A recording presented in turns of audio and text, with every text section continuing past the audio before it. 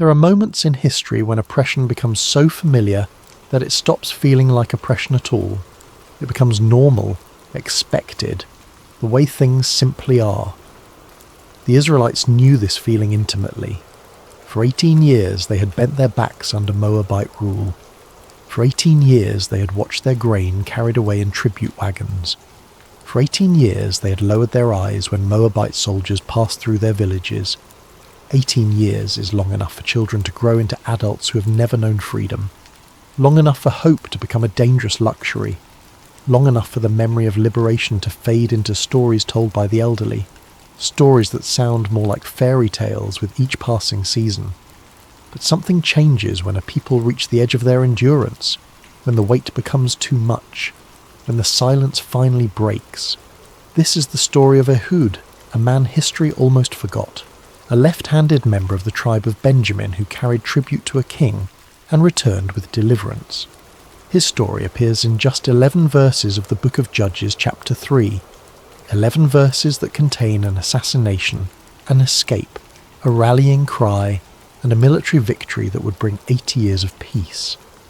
Yet the brevity of the biblical account belies the complexity of what actually happened.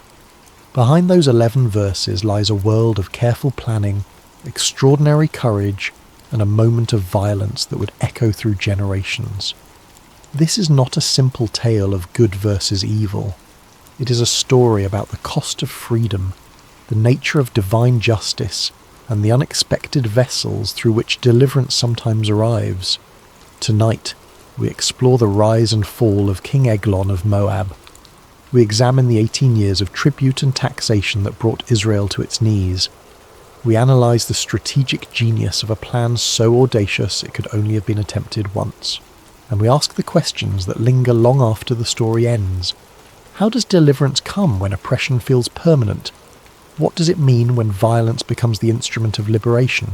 And why does God so often choose the overlooked, the unlikely, and the unexpected to accomplish what entire armies cannot? The answers begin not with Ehud, but with the cycles of faith and failure that defined an entire era. Chapter 1. The pattern that repeats. The book of Judges records one of the most difficult periods in Israel's history. It was a time between the conquest under Joshua and the establishment of the monarchy under Saul. A time when, as the text repeatedly states, there was no king in Israel and everyone did what was right in their own eyes. This was not freedom, it was chaos. The pattern emerged almost immediately after Joshua's death. The generation that had witnessed the miracles of the Exodus and the conquest began to pass away. Their children and grandchildren grew up in the Promised Land, but they did not grow up with the same devotion to the covenant. They did not remember Egypt. They had not crossed the Jordan. They had not seen the walls of Jericho fall. And so they drifted. The drift was gradual. It always is. First came tolerance of the Canaanite religious practices that surrounded them. Then came participation. Then came adoption. The worship of Baal and Asherah crept into Israelite homes. Altars to foreign gods appeared on hilltops. Intermarriage with surrounding nations became common. The theological framework of Judges presents this as covenant violation. Israel had been called to be distinct, to maintain their identity as God's people, to worship the Lord alone. Each compromise weakened that identity. Each generation strayed further from the covenant their ancestors had made, and each time the consequences followed. The cycle became depressingly predictable. Israel would abandon God, God would remove his protection, a neighbouring nation would invade and establish dominance. Years of oppression would follow. Eventually Israel would cry out to God in desperation. God would raise up a judge, a deliverer to free them. Peace would return for a generation. Then the cycle would begin again. Othniel delivered them from Aram Naharaim. 40 years of peace followed his victory. But after his death, the familiar drift began anew. The Israelites again did evil in the sight of the Lord. They turned away from his commands. They forgot the covenant.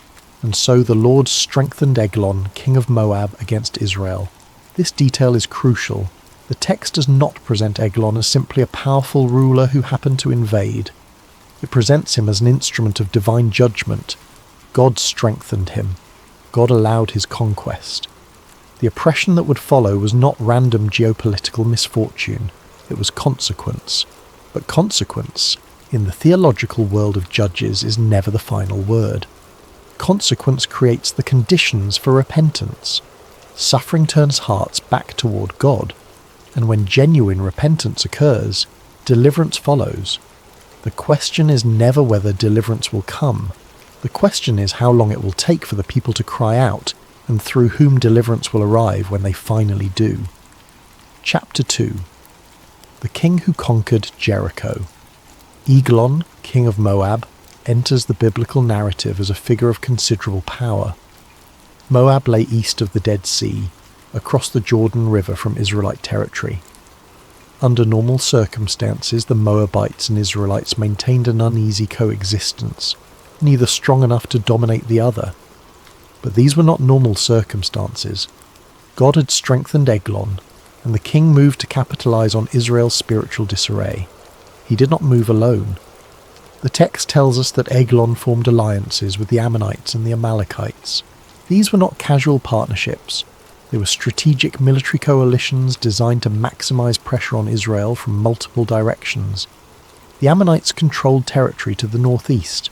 The Amalekites, Israel's ancient enemies, ranged through the southern wilderness.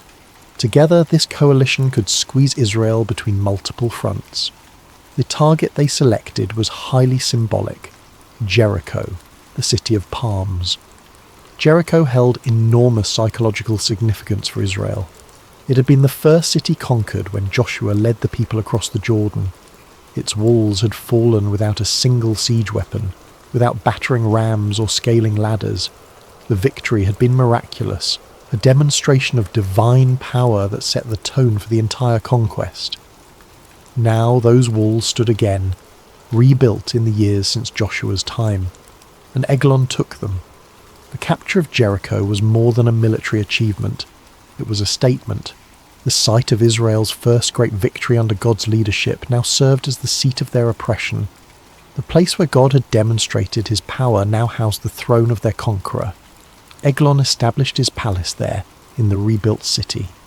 The biblical text describes him as a very wealthy man, and archaeology confirms that Moabite kings of this period controlled significant trade routes and agricultural resources. The palace at Jericho would have reflected this wealth. Cool upper rooms designed to catch the breeze from the Jordan Valley, guard posts at every entrance, courtyards where tribute would be received and inventoried. From this fortified position, Eglon extended his control over the surrounding region.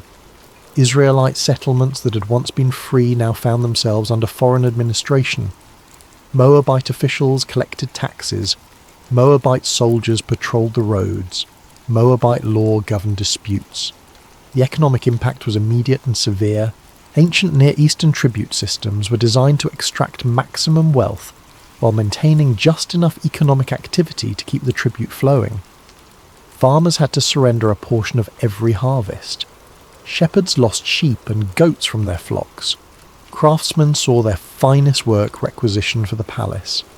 But the economic burden, heavy as it was, represented only one dimension of the oppression. Cultural suppression followed economic control. Israelite religious practices faced restriction.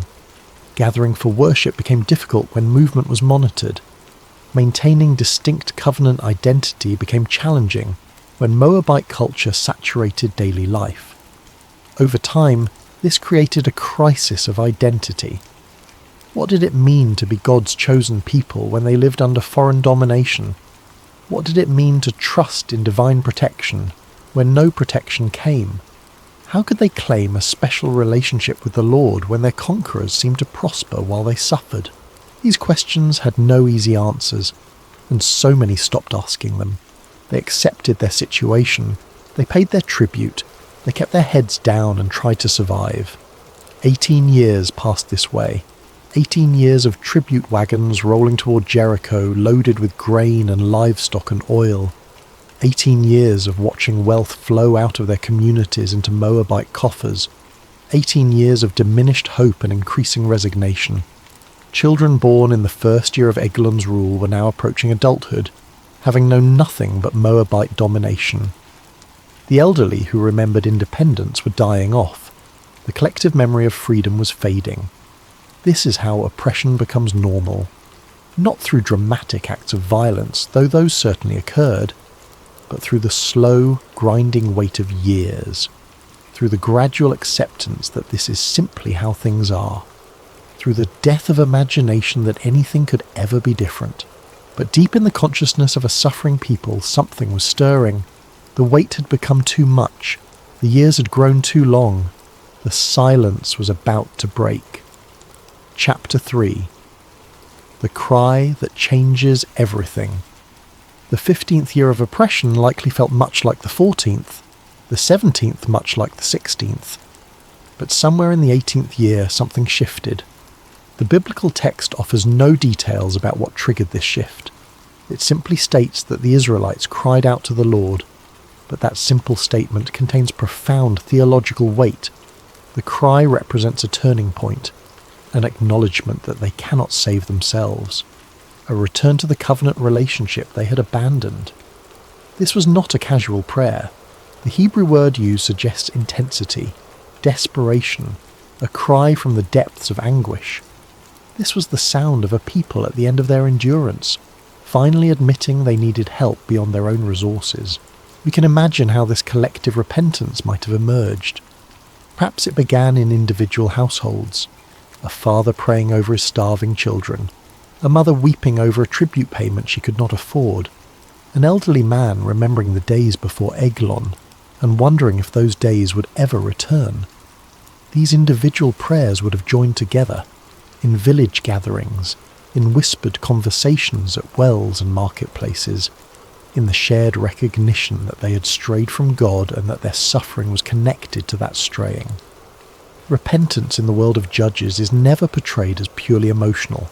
It involves acknowledgement of wrongdoing, return to covenant faithfulness, and trust that God will act. The Israelites were not simply asking to be rescued. They were returning to the relationship they had violated, and God responded. But the response did not come in the way anyone might have expected. No angelic army appeared in the sky. No plague struck down the Moabites. No miraculous military victory suddenly materialized. Instead, God began preparing a deliverer, a man who was, by all conventional measures, entirely unremarkable. Chapter 4. The man nobody noticed. Ehud, son of Gera, came from the tribe of Benjamin. This detail matters more than it might initially appear. Benjamin was the smallest of the 12 tribes of Israel, descended from Jacob's youngest son. Their tribal territory was modest, wedged between the powerful tribes of Ephraim and Judah. They were not known for producing great leaders. They were not a military powerhouse. They were, in most respects, easy to overlook. Even Ehud's name carries a certain ordinariness. It means united, or where is the glory, depending on the interpretation. Nothing about it suggests destiny or greatness. He was not born into a family of judges or warriors. No biblical text suggests he showed early signs of extraordinary ability. But there was one unusual detail about Ehud that the biblical text specifically mentions. He was left-handed. In Hebrew, the phrase used is actually more nuanced. It literally reads, restricted in his right hand, which could mean either left-handed or ambidextrous with a preference for the left. Either way, this was notable in ancient Near Eastern culture. The majority of people are right-handed. Weapons training, combat techniques, and even architecture were designed around this assumption. Swords hung on the left hip for right-handed draw. Guards searched the left side of visitors where weapons would typically be concealed. Fighting stances anticipated right-handed attacks. A left-handed fighter disrupted all these assumptions. Their attacks came from unexpected angles. Their defensive patterns differed from what opponents trained against. In close combat, this could provide a significant advantage. The tribe of Benjamin actually became known for producing left-handed warriors. Another passage in Judges mentions 700 chosen Benjaminite soldiers who were left-handed and could sling a stone at a hare and not miss. This suggests left-handedness may have run in certain Benjaminite families, or that the tribe specifically trained left-handed fighters to exploit this tactical advantage. But Ehud was not primarily known as a warrior. When the time came to send the annual tribute to King Eglon, Ehud was selected as part of the delegation. This suggests he held some position of trust or responsibility within his community, but not necessarily a military one. Perhaps he was a civil administrator. Perhaps he had experience with logistics and inventory. Perhaps he simply seemed like someone who could be trusted to deliver valuable goods without stealing them. Whatever the reason, Ehud was chosen, and in that choice, God's plan began to take shape. Chapter 5. The Weapon. Nobody expected. Preparing the annual tribute to King Eglon would have been a major undertaking. Wagons had to be loaded with grain, oil, wine and livestock. Accounts had to be settled determining exactly how much each Israelite community owed. Guards had to be assigned to protect the valuable cargo on its journey to Jericho. Ehud participated in all of this preparation, but he was also preparing something else. He commissioned a dagger. The biblical text specifies it was a cubit in length, approximately 18 inches from tip to hilt. This was longer than a typical dagger but shorter than a sword. The text also emphasizes that it was double-edged, designed to cut in both directions, to maximize damage whether thrust in or pulled out. This was not a decorative weapon. This was a killing tool, carefully crafted for a very specific purpose. Ehud concealed this weapon under his clothing, strapped to his right thigh. This detail is crucial to understanding his plan. Guards searching visitors for weapons would check the left side of the body, where right-handed people would carry a sword or dagger for easy draw. The right thigh was the wrong side, the unexpected side, the side that would be overlooked. For a left-handed man, however, the right thigh was the perfect position. Ehud could draw across his body with his left hand in a smooth, natural motion. The weapon's placement turned his left-handedness from a minor oddity into a strategic advantage. This level of planning reveals something important about Ehud's character. He was not acting on impulse or passion. He was not simply seizing a moment of opportunity. He had thought this through. He had identified vulnerabilities in Eglon's security. He had designed a weapon specifically suited to his plan. He had positioned it where it would not be discovered. We do not know when Ehud conceived this plan, perhaps during the long months of preparation for the tribute delivery. Perhaps years earlier, waiting for the right opportunity. Perhaps only recently, after the people cried out to God and he felt called to act. What we do know is that as the tribute caravan prepared to depart for Jericho, Ehud carried more than grain and livestock. He carried a blade and a plan that would change everything. Chapter 6. The Journey to Jericho. The route from Benjaminite territory to Jericho would have taken the tribute caravan through rugged terrain descending toward the Jordan Valley. This was not an easy journey. Wagons had to navigate steep inclines and rocky paths. The heat of the valley, hundreds of feet below sea level, would have been oppressive, especially in summer months.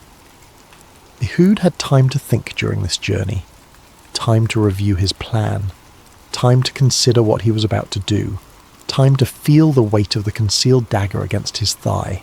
What goes through a man's mind when he knows he is travelling toward an assassination? Fear, certainly. The plan had many points where it could fail. Discovery at the security checkpoint, interruption during the private audience, failure to escape afterward. Any of these failures would mean not just his own death, but likely brutal reprisals against his family and community. But fear was not the only emotion Ehud must have carried. There was also purpose. For 18 years his people had suffered. For 18 years they had paid tribute to a foreign king. For 18 years they had lived diminished lives under Moabite domination. If this plan succeeded, that could end.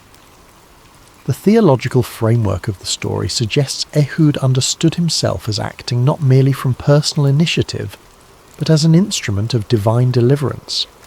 The later biblical text attributes the victory to God working through Ehud, not to Ehud's cleverness alone.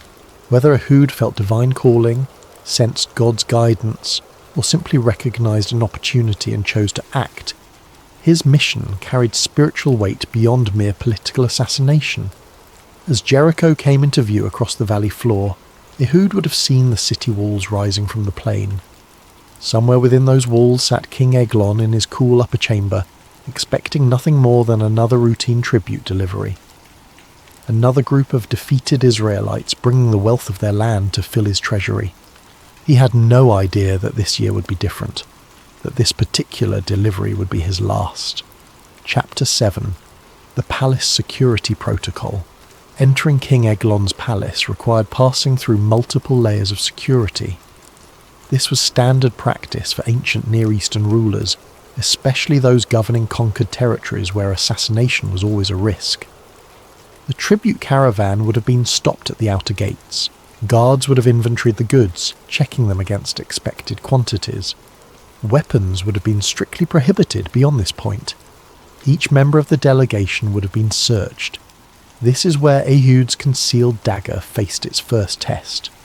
The guards checked the left side of his body. They found nothing. The right side, where a left-handed man might actually conceal a weapon, went unexamined. It was the wrong side. The side that made no sense to check. The dagger remained hidden.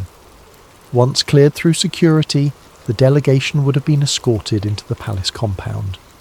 Moabite architecture of this period favoured open courtyards surrounded by rooms, designed to maximise airflow and shade in the intense heat of the Jordan Valley.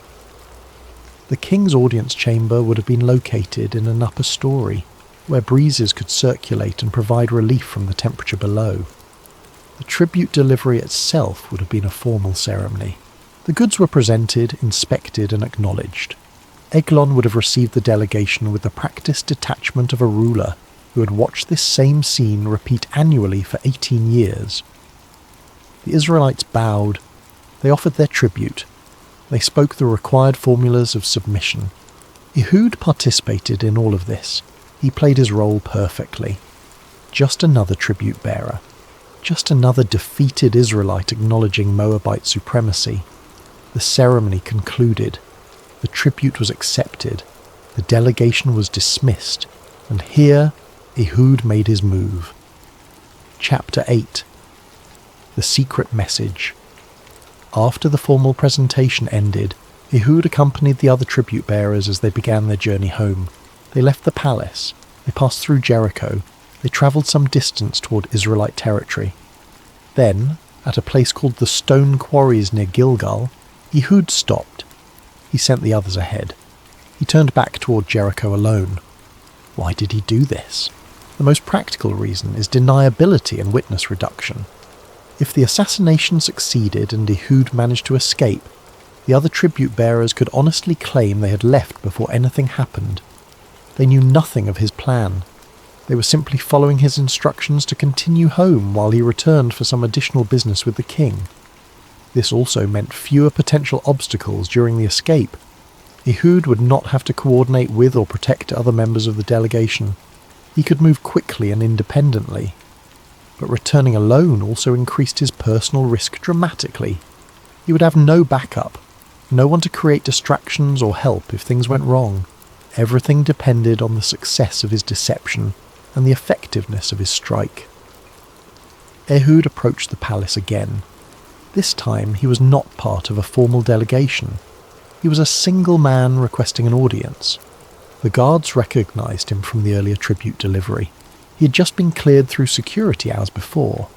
He was not carrying the tribute goods anymore, so there was no obvious reason to search him again. He told them he had a secret message for the king, a private communication that could only be delivered personally. The appeal to secrecy was brilliant psychology. Kings are always interested in secret information. Intelligence about rivals, confidential reports, private messages that cannot be delivered through normal channels. The suggestion that Ehud carried such information would have intrigued Eglon, especially coming from someone who had just left and returned unexpectedly. The guards brought Ehud's request to the king. Eglon, comfortable in his cool upper chamber, agreed to see him. Ehud was escorted into the presence of the man he had come to kill. Chapter 9. The cool upper room. The biblical text tells us that Eglon was sitting alone in his cool upper room. The Hebrew word used suggests a room designed specifically for relief from heat, possibly with latticed windows to catch breezes from multiple directions. This was the king's private space, a retreat from the formality of the throne room and the oppressive temperature of the valley. Eglon received Ehud in this intimate setting. The servants and guards withdrew, providing the privacy appropriate for receiving a secret message. The doors closed. 2 men, 1 room. A conversation that would last only moments. Ehud approached the seated king. He said, "I have a message from God for you." The phrase is theologically loaded. Ehud was not claiming to bring a message from Moabite deities. He said God in a way that would have been understood as referring to the God of Israel. This was, in its own way, perfectly true. What was about to happen was a message from God, though not the kind Eglon expected. The text tells us that Eglon rose from his seat when he heard this. Whether this was a gesture of respect or divine communication, or simply his natural reaction to stand when receiving an important message, we cannot know. But the movement was crucial. It positioned him perfectly for what came next. Ehud reached with his left hand to his right thigh. His fingers closed around the hilt of the concealed dagger. In one smooth motion, he drew the blade and drove it into Eglon's belly. The biblical description is remarkably graphic. The text specifies that the blade went in so deep that the hilt followed the tip, and that fat closed over the blade. This detail, visceral as it is, serves a narrative purpose. It emphasizes that Eglon was an obese man, and it explains why Ehud left the weapon in place rather than withdrawing it. The blade was buried too deeply, held too firmly by the king's flesh. Ehud did not attempt to remove it. He left the dagger where it was and moved toward the exit. Chapter 10. The Locked Door Deception. After striking down King Eglon, Ehud faced a critical problem: escape. The king lay dying or dead in the upper chamber. Guards waited outside. The palace was full of Moabite soldiers. Discovery at this point would mean immediate death. Ehud's solution was elegant and simple. He went out through the porch of the upper room and closed and locked the doors behind him. Then he walked away. The locked doors served multiple purposes. First, they gave the appearance of normalcy. Kings often locked themselves in private chambers when they wanted to rest undisturbed or conduct confidential business. Guards were trained to respect this privacy. A locked door meant do not disturb. Second, the locked doors bought time. Even when the guards eventually realized something was wrong, they would have to break down the doors to enter. That delay, even if only minutes, could be the difference between Ehud reaching safety or being caught. The biblical text includes a darkly humorous detail about what happened next. The servants waited outside the locked doors. Time passed. The king did not emerge. Eventually they became concerned and checked the locks. Finding the doors secured from inside, they assumed the king was relieving himself in the private chamber. This assumption extended Ehud's head start even further. The guards were not merely respectful of the king's privacy. They were embarrassed to disturb him during an intimate bodily function. So they waited, and waited, and waited. By the time they finally overcame their reluctance and broke down the doors, Eglon was dead on the floor, and Ehud was long gone. Chapter 11. The Escape Route. Ehud's escape from Jericho required more than just leaving the palace. The entire city was effectively a Moabite military installation. Guards at gates, soldiers on patrol, officials who might recognize him from the tribute delegation. The text does not specify his exact route, but it tells us he passed the stone quarries and escaped to Syra. This suggests he headed into the hill country, moving toward the rugged terrain that would make pursuit more difficult. The stone quarries near Gilgal may have provided cover for this initial phase of escape. Quarry sites were industrial areas with workers, equipment, and rough terrain. A man moving through such an area would attract less attention than one running through open country. Once into the hills, Ehud had geographical advantages. He knew this terrain. He had local knowledge of paths, water sources and settlements. The Moabite forces pursuing him would lack these advantages, but Ehud was not simply fleeing. He had a destination in mind and a purpose beyond mere survival. He was heading toward the hill country of Ephraim, to a specific location where he could rally Israelite forces. Because killing King Eglon was only the first phase of the plan. Assassination without follow-through would merely result in a new Moabite king and brutal reprisals. Ehud needed to transform this act of individual violence into a moment of national uprising. He needed to turn an assassination into a revolution. Chapter 12. The Sound of the Ram's Horn. When Ehud reached the hill country of Ephraim, he did something that would have carried enormous psychological weight. He sounded a trumpet. The ram's horn, or shofar, was not merely a musical instrument in ancient Israel. It was a call to assembly, to war, to divine action. It was the sound that had preceded the fall of Jericho under Joshua. It was the sound that announced sacred festivals. It was the sound of alarm and the sound of victory. When that sound echoed through the hills, people responded. Men emerged from their homes and fields. They gathered to hear what message accompanied this urgent call. Ehud's message was simple and electrifying. Follow me, for the Lord has given your enemies the Moabites into your hands. Notice the theological framing. Ehud did not claim credit for himself. He did not say, I have killed King Eglon.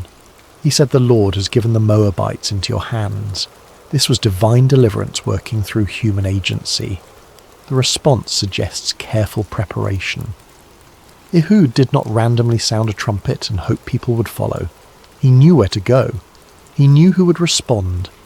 He had likely spent months or even years building relationships, identifying potential fighters, laying groundwork for this moment. The men who rallied to him were not professional soldiers. They were farmers and shepherds, craftsmen and merchants. They had lived under Moabite oppression for 18 years. Many had never fought in battle, but they came anyway. They came because Eglon was dead. They came because the Moabite administrative structure had been decapitated. They came because for the first time in 18 years victory seemed possible, and they came because Ehud led them. Chapter 13. The Strategic Seizure. Ehud did not lead his hastily assembled force directly to Jericho. That would have been militarily foolish. Jericho remained a fortified city with Moabite garrison forces. A frontal assault by untrained Israelites would have been suicidal. Instead, Ehud pursued a strategic objective that would cut off Moabite reinforcement and escape routes, the fords of the Jordan River. The Jordan was the natural barrier between Moab's homeland east of the river and their occupied territory west of it. Crossing the Jordan was only practical at specific shallow points called fords. Control these fords, and you controlled movement between Moab and the occupied zone. Ehud's forces moved quickly to seize these crossing points. They positioned themselves to intercept any Moabite soldiers trying to flee back to their homeland, or any reinforcements trying to reach Jericho from the east. This maneuver displayed considerable tactical awareness. Ehud understood that the death of Eglon had created a temporary window of confusion and disorganization among Moabite forces. But that window would not last long. Eventually word would reach Moabite commanders east of the Jordan. Eventually they would organize a response. Eventually they would attempt either to flee or to reinforce. By seizing the fords first, Ehud ensured that neither option was available. The Moabites in the occupied territory were isolated. Trapped between the Jordan they could not cross, and the Israelite uprising now mobilizing against them. Chapter 14. The Battle at the Fords. When Moabite forces attempted to retreat across the Jordan, they found the fords blocked by Israelite fighters. What followed was not a set-piece battle between organized armies. It was a desperate struggle at river crossing points, with Moabites trying to break through and Israelites determined to hold them back. The biblical text records the outcome with stark simplicity. At that time they struck down about 10,000 Moabites, all vigorous and strong men. Not a man escaped. 10,000 is a significant number, though whether it should be taken as precisely accurate or as a general indication of a substantial force is debated by scholars. Either way, it represents a decisive military victory. The Moabite occupation force was effectively destroyed. The detail that not a man escaped emphasizes the completeness of the Israelite victory. Control of the fords meant the Moabites had nowhere to run. They could not retreat to their homeland. They could not disperse into the countryside and regroup. They were trapped and defeated in detail. This level of victory would not have been possible without several factors aligning. The assassination had decapitated the command structure. The quick seizure of the fords had isolated the occupation force. The uprising had mobilized before Moabite commanders could respond effectively. And the Israelite fighters, untrained as they were, fought with the desperation of people who knew this was their one chance at freedom.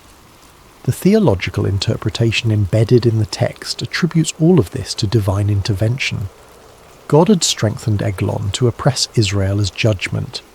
Now God was using Ehud to deliver Israel in response to their repentance. The victory was not merely the result of clever tactics. It was the Lord giving the Moabites into Israel's hands. Chapter 15. The collapse of an occupation. The destruction of the Moabite occupation force at the Jordan fords did not immediately end all Moabite presence in the region, but it broke the back of their control.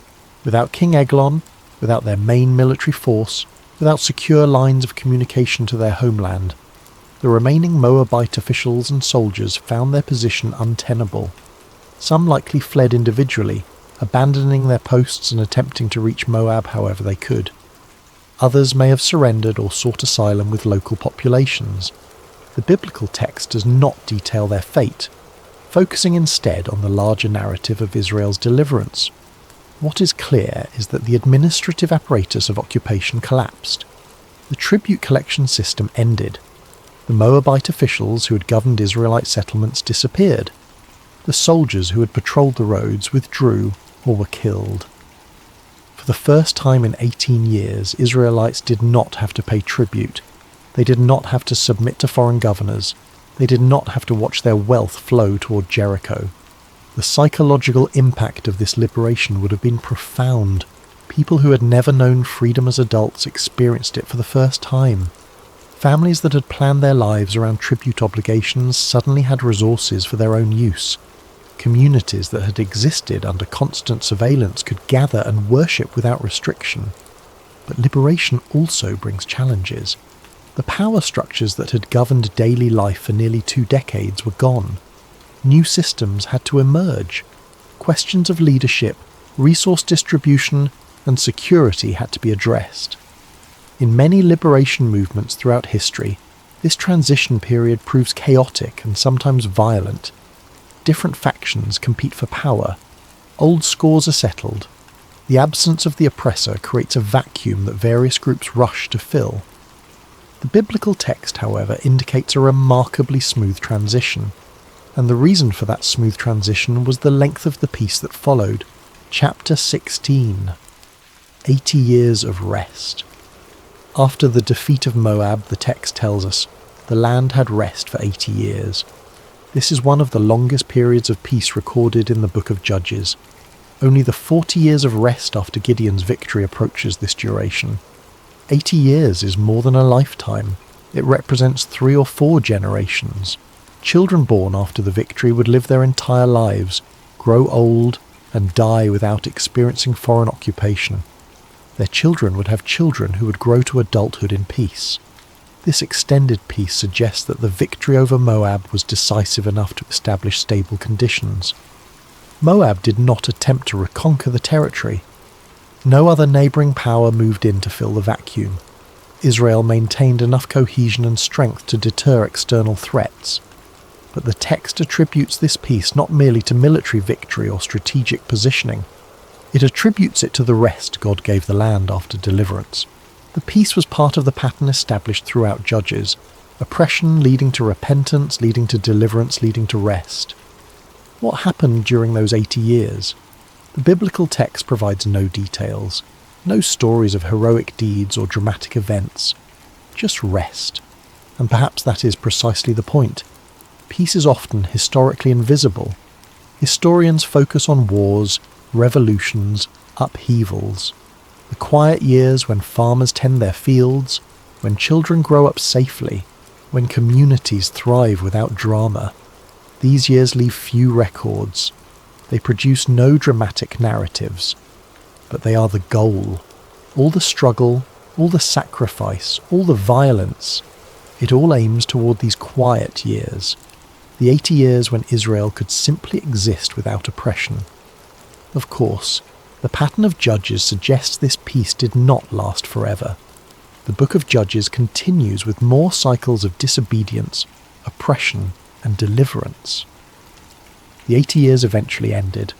New challenges emerged. The next generation forgot the lessons their ancestors learned. But for those 80 years, the people rested, and that rest was purchased by a left-handed man with a concealed dagger and the courage to use it. Chapter 17. The theological questions that remain. The story of Ehud raises uncomfortable questions that have troubled interpreters for centuries. At its core, this is a story about assassination as an instrument of divine deliverance. A man conceals a weapon, gains private access to a king through deception, kills him, and this act is presented as divinely sanctioned liberation. How should we understand this theologically?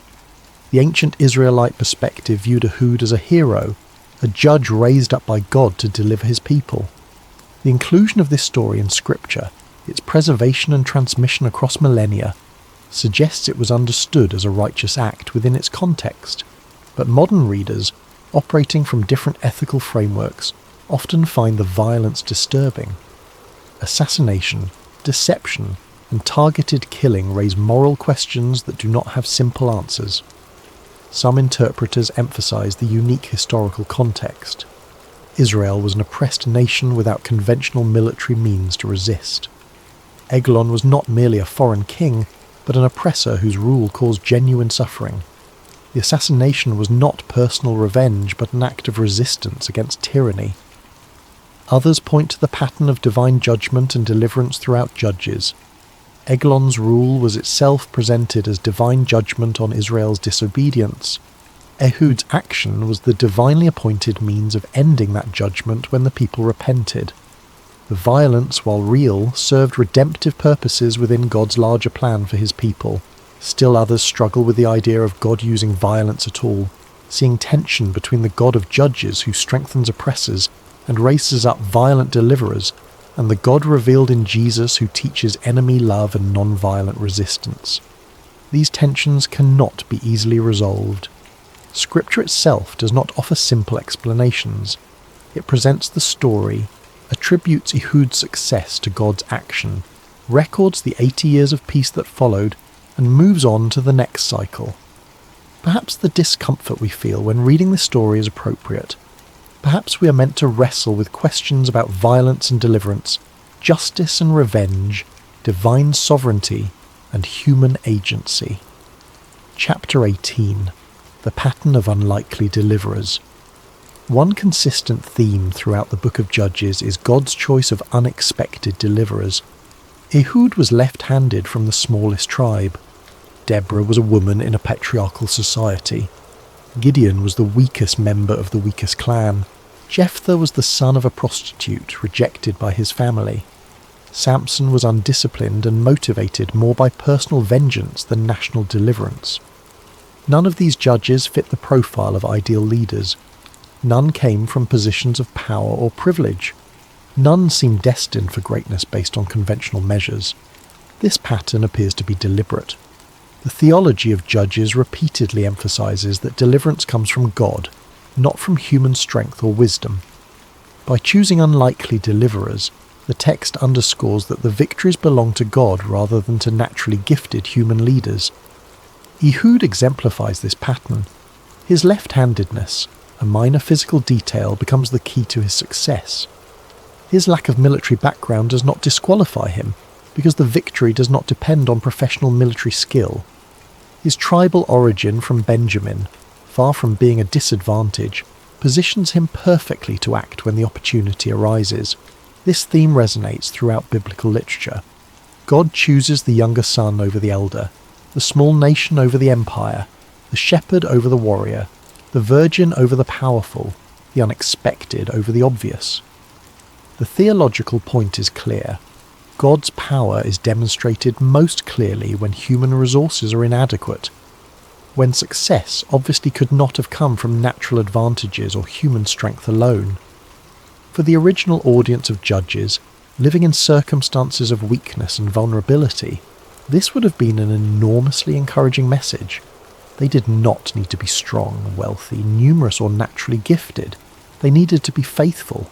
They needed to respond when called. They needed to trust that God could work through their limitations. The same message speaks to circumstances of powerlessness in any era. When conventional resources are lacking, when the odds seem impossible, when deliverance appears unlikely, the story of Ehud says, watch for the unexpected. God often works through the overlooked, the unlikely, and the unusual. Chapter 19. The Legacy Written in Silence. After the victory over Moab and the establishment of peace, Ehud disappears from the biblical narrative. We are told nothing about the remaining years of his life. We do not know if he served as a formal leader during the 80 years of peace. We do not know how he died or where he was buried. This silence is itself significant. Ehud's importance lies entirely in the deliverance he accomplished, not in his personal story or ongoing leadership. The text is not interested in his biography. It is interested in what God accomplished through him. This stands in contrast to many ancient Near Eastern victory accounts. Kings and military leaders typically commissioned detailed records of their achievements. They built monuments inscribed with their victories. They ensured their names would be remembered through elaborate memorials. Ehud gets 11 verses, a brief account of oppression, deliverance, and rest. His name survives only because it was attached to this moment of national liberation. In some ways, this makes the story more powerful. Ehud was not seeking glory or historical remembrance. He was responding to a crisis. He did what needed to be done. The 80 years of peace that followed were his legacy, more than any monument could be. This also reflects the communal nature of the deliverance. While Ehud struck the initial blow against Eglon, the full liberation required the Israelites who rallied to his trumpet call. It required the men who seized the Jordan fords. It required the fighters who defeated the Moabite forces. Ehud was the catalyst, but deliverance was a collective achievement. The silence about Ehud's later life also prevents the story from becoming about personal heroism rather than divine action. We cannot turn Ehud into a cult of personality because we know almost nothing about his personality. We cannot focus on his natural abilities because the text does not describe them. We are left with the basic facts. God raised up a deliverer, the oppression ended, peace followed. Chapter 20. The memory that shapes. Future. Hope. The story of Ehud would have been transmitted orally for generations before being written down. Parents told it to children. Elders recounted it in gatherings. The details, shaped by countless retellings, eventually took the literary form we find in Judges chapter 3. Each generation that heard this story would have understood it through their own circumstances.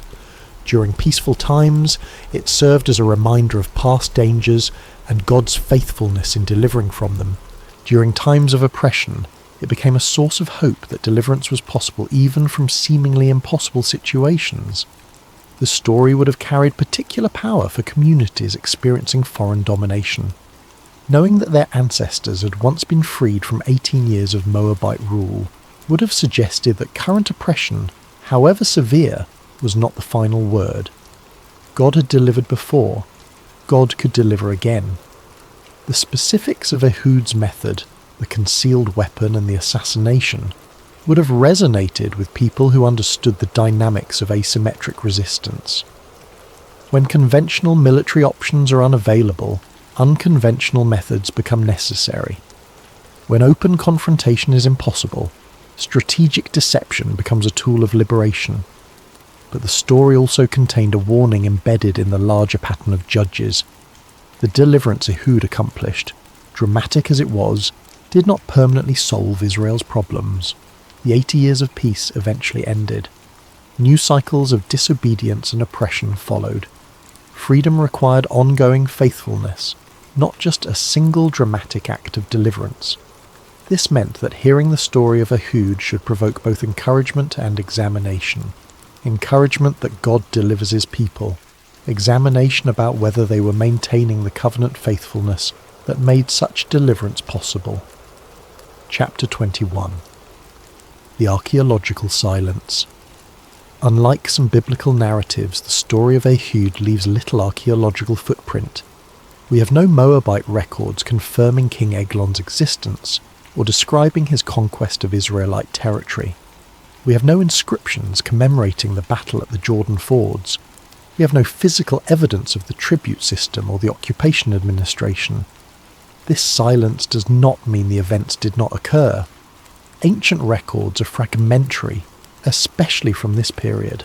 Many historical events that certainly happened left no archaeological trace. The absence of evidence is not evidence of absence. What archaeology does confirm is the general context in which these events would have occurred. We know that the Late Bronze Age and Early Iron Age in the Levant were periods of frequent conflict between small kingdoms and city-states. We know that Moab existed as a kingdom east of the Dead Sea. We know that Jericho was occupied during this period. We know that tribute systems and occupation administrations were common features of ancient Near Eastern political relationships. The specific details about Ehud, however, remain in the realm of tradition and text rather than material evidence. This places interpreters in the position of deciding how to evaluate the historical reliability of the account based on internal literary features, consistency with known historical patterns, and theological considerations. Some scholars treat the story as essentially legendary, a national foundation myth with minimal historical basis. Others argue for a historical core that was later embellished with theological interpretation. Still others accept the account as substantially historical, allowing for the conventions of ancient historical writing, which differed significantly from modern standards. These debates cannot be definitively resolved with current evidence. What remains undebatable is that the story of Ehud shaped Israelite and later Jewish and Christian understanding of divine deliverance, unexpected heroism, and the cycles of faithfulness and unfaithfulness that characterize their relationship with God. Chapter 22. The moral complexity of liberation. Every liberation narrative involves moral complexity. The oppressed rarely gain freedom without cost. The oppressor rarely surrenders power peacefully. The transition from subjugation to independence involves violence more often than we might wish. Ehud's story does not shy away from this reality. The text presents the assassination of Eglon in graphic detail. It does not sanitize the violence. It does not pretend that freedom came without bloodshed. This unflinching presentation invites reflection on the ethics of resistance. When is violence justified in pursuit of liberation? What methods are acceptable when confronting oppression? Where are the moral boundaries, if any, in asymmetric conflict? Different ethical frameworks produce different answers to these questions. Pacifist traditions emphasize the primacy of non-violence even in the face of oppression, arguing that the means cannot be separated from the ends. Just war traditions attempt to establish criteria for when and how violence may be ethically employed. Liberation theology often emphasizes the structural violence of oppressive systems and validates resistance, including armed resistance by the oppressed. The biblical text does not explicitly engage these philosophical frameworks. It presents Ehud's action as divinely sanctioned deliverance without extensive moral qualification. This has led interpreters across centuries to project their own ethical conclusions onto the text. What the text does emphasize is consequence. Ehud's action led to freedom. The assassination of one oppressive king resulted in liberty for an entire nation. The 80 years of peace that followed justified, within the narrative logic, the violence that preceded them. This utilitarian calculus, evaluating actions by their consequences rather than their intrinsic moral quality, troubles some readers. It seems to suggest that ends justify means, that outcomes matter more than methods. but perhaps the text is simply being honest about the nature of historical change. Oppressive systems rarely dissolve peacefully. Those who benefit from injustice rarely surrender their advantages without resistance. Liberation, throughout history, has consistently required more than moral persuasion.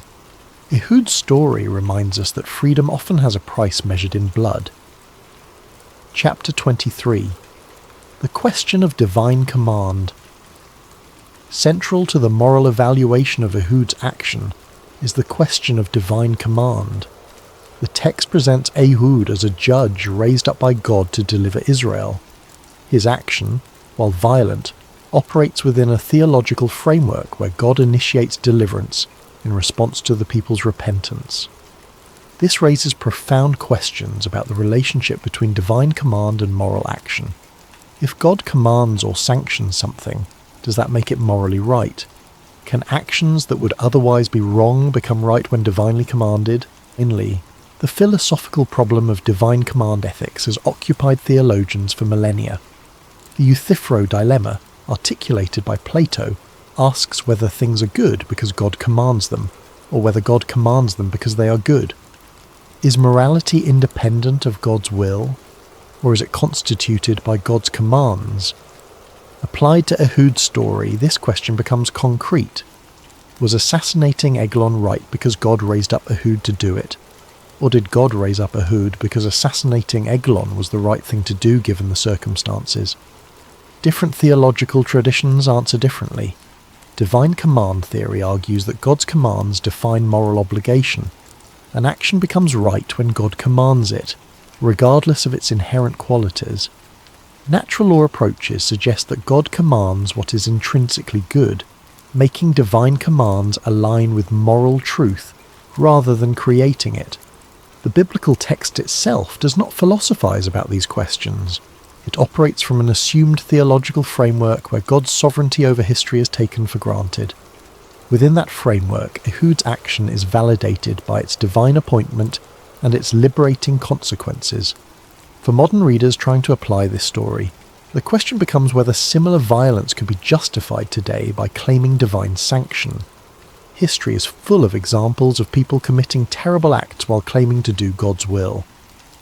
How do we distinguish genuine divine calling from self-serving religious justification? The story of Ehud does not provide easy answers to these questions. It stands as a witness to a particular historical moment understood through a particular theological lens. How we apply its lessons to contemporary situations requires wrestling with both the text and our own contexts. Chapter 24, The 80 Silent Years.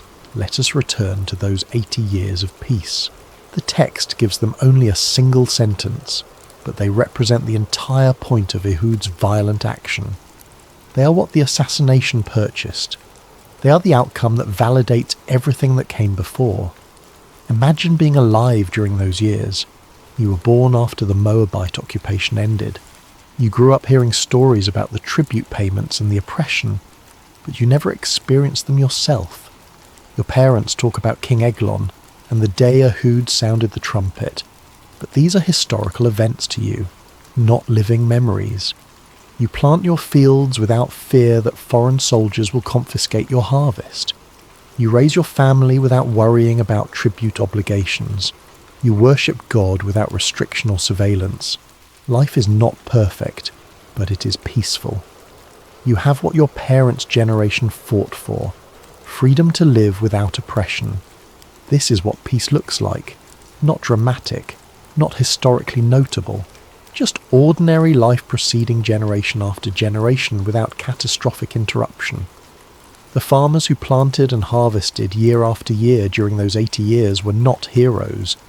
The shepherds who tended their flocks were not remembered in songs. The mothers who raised children who grew up and had children of their own left no monuments. But they lived the lives that the judges fought to make possible. This perspective reframes our understanding of biblical heroism. Ehud's moment of violent action lasted minutes. The peace his action enabled lasted 80 years. Which mattered more? From one angle, the assassination was the critical moment. Without it, the peace could not have happened. Ehud's courage and the subsequent military victory created the conditions for everything that followed. From another angle, the peace was the point. The assassination was merely a means to an end. What mattered was not the dramatic moment of liberation, but the quiet decades of freedom that followed. Perhaps we need both perspectives. The dramatic action of deliverance and the sustained reality of peace form a complete picture. Ehud matters because his action led to 80 years of rest. The 80 years of rest matter because they represent the fulfillment of what deliverance aims to achieve. Epilogue. The pattern continues. The story of Ehud does not exist in isolation. It is one episode in the larger narrative of Judges, which chronicles a repeated cycle across several generations. Disobedience leads to oppression. Oppression leads to repentance. Repentance leads to deliverance. Deliverance leads to peace. Peace leads eventually back to disobedience. Understanding Ehud's story requires understanding this larger pattern. The 80 years of peace he helped establish eventually ended.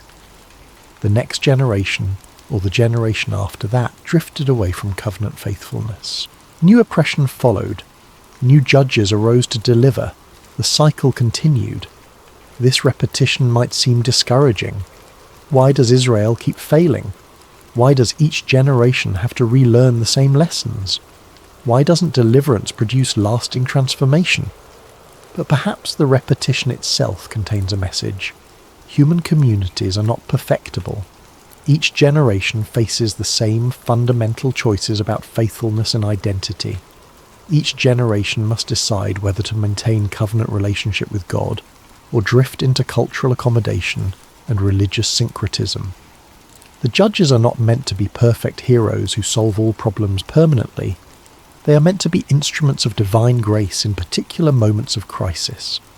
They address immediate situations of oppression. They create space for renewal and rest. But they cannot make the next generation's choices for them. This means that Ehud's legacy is not the permanent elimination of Israel's problems. It is the demonstration that when people cry out to God in genuine repentance, deliverance comes, even from situations that seem hopeless, even through the most unlikely people. That message transcends the specific details of Moabite oppression and Jordan River battles. It speaks to the recurring human need for hope in the face of overwhelming circumstances. It reminds us that history is not inevitable, that oppression can end, that freedom is possible. Closing reflection. The blade that freed a nation. We began this story asking how deliverance comes when oppression feels permanent. We have traced the answer through 18 years of tribute, through the forging of a concealed dagger, through the assassination of a king, through the rallying cry of a trumpet, through the seizure of river fords, through the defeat of an occupation force, and through 80 years of peace. The answer is complex. Deliverance came through divine response to human repentance. It came through the courage of one man willing to risk everything. It came through careful planning and strategic execution. It came through collective action and military victory. It came through the grace that allows broken communities to experience restoration. But above all, according to the theological framework of the text, deliverance came because God had not abandoned his people. Their oppression was judgment, but judgment was not the final word. When they turned back to him, he raised up a deliverer. That deliverer was not who anyone would have expected.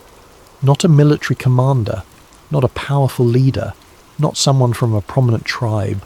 Just Ehud, the left-handed Benjaminite who knew where to hide a blade and when to use it. His story survives because it mattered, because the freedom it created shaped generations, because the pattern it exemplified, God working through unlikely people to accomplish unexpected deliverance, resonated across centuries. We do not know what happened to Ehud after the victory. We do not know if he lived to see the full 80 years of peace, or died shortly after the battle. We do not know how he processed the act of violence he committed, or how it shaped the rest of his life. What we know is that when he was needed, he acted. When the moment came, he was ready. When deliverance required someone to carry a hidden blade into a king's chamber, Ehud was willing to do it. and for 80 years his people rested. The farmers planted their fields, the shepherds tended their flocks, the children grew up free, the elderly died in peace. This was the freedom purchased by a left-handed man and an 18-inch blade. This was the deliverance that came when one person answered the call. This was the moment when oppression, no matter how permanent it seemed, finally ended.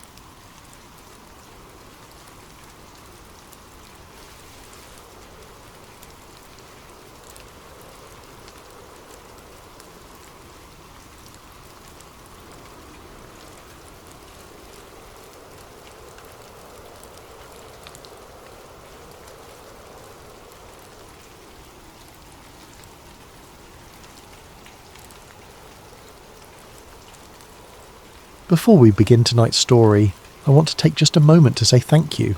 If you're enjoying what you hear, using your hype points on this video truly helps the channel more than you could possibly know. It makes a genuine difference in allowing us to continue creating these stories for you. If you're listening on Spotify, leaving a review helps tremendously as well. And if you feel like it, drop a comment letting us know what time it is where you are and where in the world you're listening from. We absolutely love seeing where everyone is tuning in. And of course, if you enjoy the content and haven't already, consider subscribing. It means everything. Now, let's begin. There are moments in history when mercy appears where logic says it should not. When kindness walks through doors that fear has locked. When someone broken by the past is suddenly called forward into a future they never imagined possible. This is one of those stories. It begins not with triumph but with ash. Not with celebration, but with silence. Not with a throne, but with a crippled boy, a hidden life, and a king who refused to forget.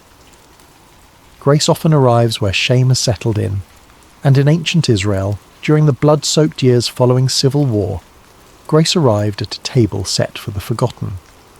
Chapter 1. A house in ruins. The house of Saul had fallen, not slowly, not quietly. It collapsed like a tower struck at its foundation, and when the dust cleared there was almost nothing left. King Saul, the first anointed ruler of Israel, was dead. His sons were dead. His army was scattered. His legacy, once golden, was now stained with madness, jealousy, and the tragic arc of a man who had lost the favour of God. The Philistines had come like locusts. They swept across the hills of Gilboa, their chariots grinding through the dirt roads, their swords flashing in the sunlight. Saul's army tried to hold. They fought with desperation, but desperation is not strategy. One by one, the warriors fell, the king's sons fell, and finally, wounded and surrounded, Saul himself fell on his own sword rather than be captured alive. The news travelled fast. In the royal household, panic erupted. Servants fled. Advisors disappeared into the countryside. Relatives gathered what they could carry and scattered like seeds in a storm. To be connected to Saul now was not an honour. It was a death sentence. David had been anointed king long before Saul's death. He had been hunted by Saul, driven into caves, forced to live among enemies. But David had never stopped being loyal to the throne itself. He had never raised his hand against the anointed king. And now, with Saul gone, David was the rightful heir. But the family of Saul did not see it that way. They saw only danger. In the ancient world, when a new king rose, the old royal line was often erased. Wives, children, distant cousins, anyone with a claim to the throne could be seen as a threat. It was not cruelty, it was survival. It was politics written in blood. History was filled with such purges. When dynasties changed hands, the former royal families rarely survived. It was understood that to allow them to live was to plant seeds of future rebellion. A surviving prince could rally loyalists. A remaining heir could become a symbol for the discontented. And so, kings acted preemptively, not out of personal hatred necessarily, but out of cold political calculation. The household of Saul understood this reality all too well. They had seen how kingdoms operated. They knew the unspoken rules of power, and now, with David ascending to the throne, they expected the worst. So they ran. Some fled north, to all the territories still loyal to Saul's memory. Others went east, crossing the Jordan River into lands less controlled by David's authority. Still others simply vanished into the countryside, taking new names, burying their royal connections, hoping that distance and time would erase the threat they represented. And among those who fled was a young boy named Mephibosheth. Chapter 2. The Child Who Fell. Mephibosheth was only 5 years old when the news came. His father, Jonathan, was dead. His grandfather, Saul, was dead. The kingdom was collapsing and the household was in chaos. His nurse, perhaps a servant, perhaps a relative, grabbed the boy and ran. She did not stop to pack. She did not pause to plan. She simply ran, clutching the child in her arms, her heart pounding, her mind racing with fear. The roads were crowded with refugees. Other members of the household, servants, guards who had abandoned their posts, farmers fleeing the expected violence, all of them moving in the same direction, away from the centre of power, away from Jerusalem, away from whatever judgment was coming. The nurse held Mephibosheth tightly. He was crying, confused, asking questions she could not answer. Where were they going? When would they come back? Where was his father? She did not tell him the truth. How could she explain to a 5-year-old that his entire world had ended? That his father would never return? That the palace he had known, the life he had lived, was gone forever? She just kept running. And then she fell. Maybe it was the uneven ground. Maybe it was exhaustion. Maybe it was the weight of the boy combined with the speed of her panic. Maybe she was jostled by the crowd of other fleeing refugees. Whatever the reason, she stumbled, and when she did, Mephibosheth fell from her arms. He hit the ground hard. The impact was devastating. His small body crumpled, his legs twisting beneath him at unnatural angles. The pain was immediate and overwhelming. He screamed, a sound that cut through the chaos of the fleeing crowd. The nurse scrambled to her feet, her own knees scraped and bleeding. She reached for the boy, panic rising in her throat. Around them, people barely paused. Everyone was focused on their own survival, their own escape. No one stopped to help. No one had time. She lifted Mephibosheth back into her arms. He was still crying, clutching at his legs, his face twisted in agony. She could feel the unnatural angles of his limbs, could sense that something terrible had happened, but there was no time to stop, no time to assess, no time to do anything but keep moving. If they stayed on the road, if they slowed down, they risked being caught. They risked being identified. They risked everything. So she kept running, the boy's cries gradually fading into whimpers, then to shocked silence. But the damage was done. The fall had shattered bones in both of his feet and legs.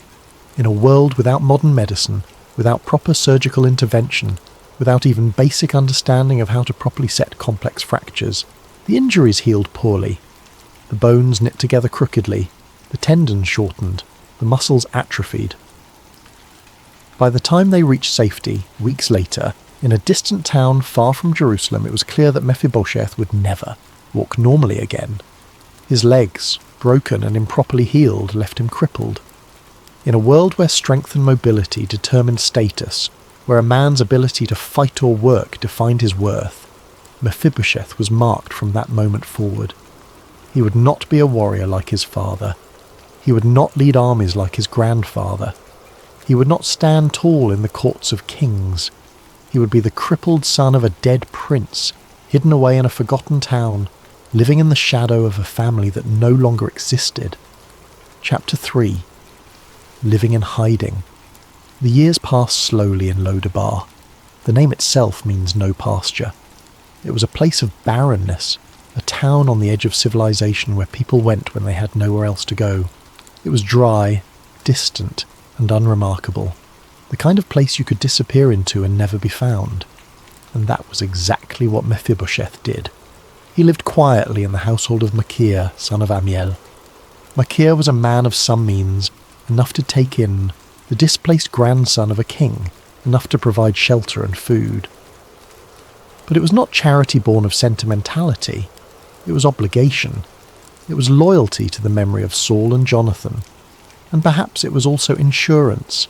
If political winds shifted again, having protected a royal heir might prove valuable. Mephibosheth grew up in this household, but he grew up knowing he was different. Other boys ran through the streets, played at being soldiers, helped their fathers in the fields. He watched from doorways and windows. He moved slowly, painfully, his twisted legs requiring support, requiring assistance, requiring constant accommodation. He kept his head down. He did not speak of his lineage. He did not mention his grandfather's throne or his father's courage. To do so would be to invite danger. To do so would be to remind the world that he was a descendant of Saul, and therefore, in the eyes of many, a potential threat. Word had reached Lo-Debar over the years about David's reign. The new king had united the tribes. He had defeated the Philistines decisively. He had captured Jerusalem and made it his capital. He had brought stability to a land that had known only chaos. By all accounts, David was a good king, a strong king, a king blessed by God. But to Mephibosheth, these reports only deepened his fear. A strong king was a secure king, and a secure king had no reason to tolerate potential rivals. Every year that passed without incident was, in Mephibosheth's mind, not a sign of safety, but merely a delay of the inevitable. So he lived as though he did not exist. His days were marked by routine. He woke, he ate, he moved slowly through the hours, relying on others for support. He helped where he could, mending things with his hands, offering advice, contributing what little he was able to contribute. But always, there was the underlying sense that he was a burden, that he was taking up space, that he was living on borrowed time in more ways than one. His disability was not just physical. It shaped how he saw himself. He believed he was less. He believed he was broken. He believed that the fall that had crippled his legs had also crippled his future. Shame became his constant companion, not because anyone told him he was worthless, but because the world around him seemed to confirm it every single day. He could not work like other men. He could not defend himself. He could not provide in the ways that mattered, and so he withdrew further into himself, into the quiet resignation that this was all his life would ever be. The people of Lo-Debar were not unkind. They nodded to him in the streets. They made small talk when they encountered him, but there was always a distance. He was the crippled stranger living in Machir's house. He was the quiet one who never spoke of where he came from. He was, in every practical sense, a ghost. He did not expect rescue. He did not hope for restoration. He simply survived day by day in a town called No Pasture, waiting for nothing. The loneliness was perhaps the heaviest burden. He had no peers, no true friends. The young men of the town had their own circles, their own camaraderie built around shared labour and shared experiences. Mephibosheth could not participate. He could not join the harvest crews. He could not go on hunting parties. He could not even sit comfortably in the informal gatherings where men traded stories and jokes after the day's work was done. He was always apart, always separate, always other. At night, lying in his small room in Machir's house, he sometimes thought about his father. Jonathan had been a hero. Jonathan had been brave, skilled with a bow, beloved by the people. Jonathan had been the kind of man songs were written about, and Mephibosheth was his son. But what kind of legacy was that? What did it mean to be the son of a hero when you could not even walk properly? What did it mean to carry a famous name when you had to hide that name every single day? The weight of it pressed down on him, the sense that he had disappointed not just his father's memory, but some fundamental expectation of what a man should be. He knew it was not rational. He knew the fall had not been his fault. He had been a child. But shame is not rational. Shame does not care about circumstances. Shame simply settles in and makes itself at home. And so the years continued. 5 years became 10. 10 became 15. Mephibosheth moved from childhood to adolescence to adulthood, all within the confines of Lodabar, all within the narrow boundaries of a life defined by limitation. He married. He had a son named Micah. These were small joys, small anchors of normalcy. But even these blessings were tinged with sadness. He watched his son grow, watched him learn to walk with ease, watched him run and jump and do all the things Mephibosheth could not do. And while he loved his son fiercely, there was also a quiet grief that he could not be the kind of father he wanted to be. He could not chase Micah through the streets. He could not lift him onto his shoulders. He could not teach him to fight or hunt or do any of the things fathers typically passed on to their sons. He provided what he could: love, presence, wisdom gained from years of quiet observation. But it never felt like enough. And always, beneath everything, was the fear. The fear that someday someone would remember. Someone would make the connection. Someone would whisper to King David that Saul's grandson was alive, living in Lodabar. And then the soldiers would come. He had nightmares about it sometimes. The sound of marching feet, the knock on the door, the rough hands dragging him before the king, the sword falling. He never told anyone about these dreams. What would be the point? Fear was his private burden, carried silently, accepted as the price of survival. Chapter 4. David remembers a promise. Meanwhile, in Jerusalem, King David sat on the throne of Israel. He had united the tribes. He had defeated the Philistines. He had brought the ark of God back to the city. He had established his rule with wisdom, strength, and the favour of heaven. The people loved him. The kingdom was at peace. And yet, in the quiet moments, David's mind drifted backward. He thought of Jonathan. Jonathan, the son of Saul, had been David's closest friend. They had made a covenant together, a bond deeper than politics, stronger than blood. It was not a casual friendship. It was the kind of connection that shapes a life, that leaves a permanent mark on the soul. David remembered the first time they had truly seen each other. It was after David had killed Goliath, when the shepherd boy was brought before King Saul. Jonathan had been there, watching this young man who had done what trained warriors would not do, and something had happened in that moment. A recognition, a kinship. The text says Jonathan's soul was knit to David's soul. It was immediate, it was profound, and it changed both of their lives. Jonathan had protected David when Saul's jealousy turned to murderous rage. Jonathan had warned David when his father planned to kill him.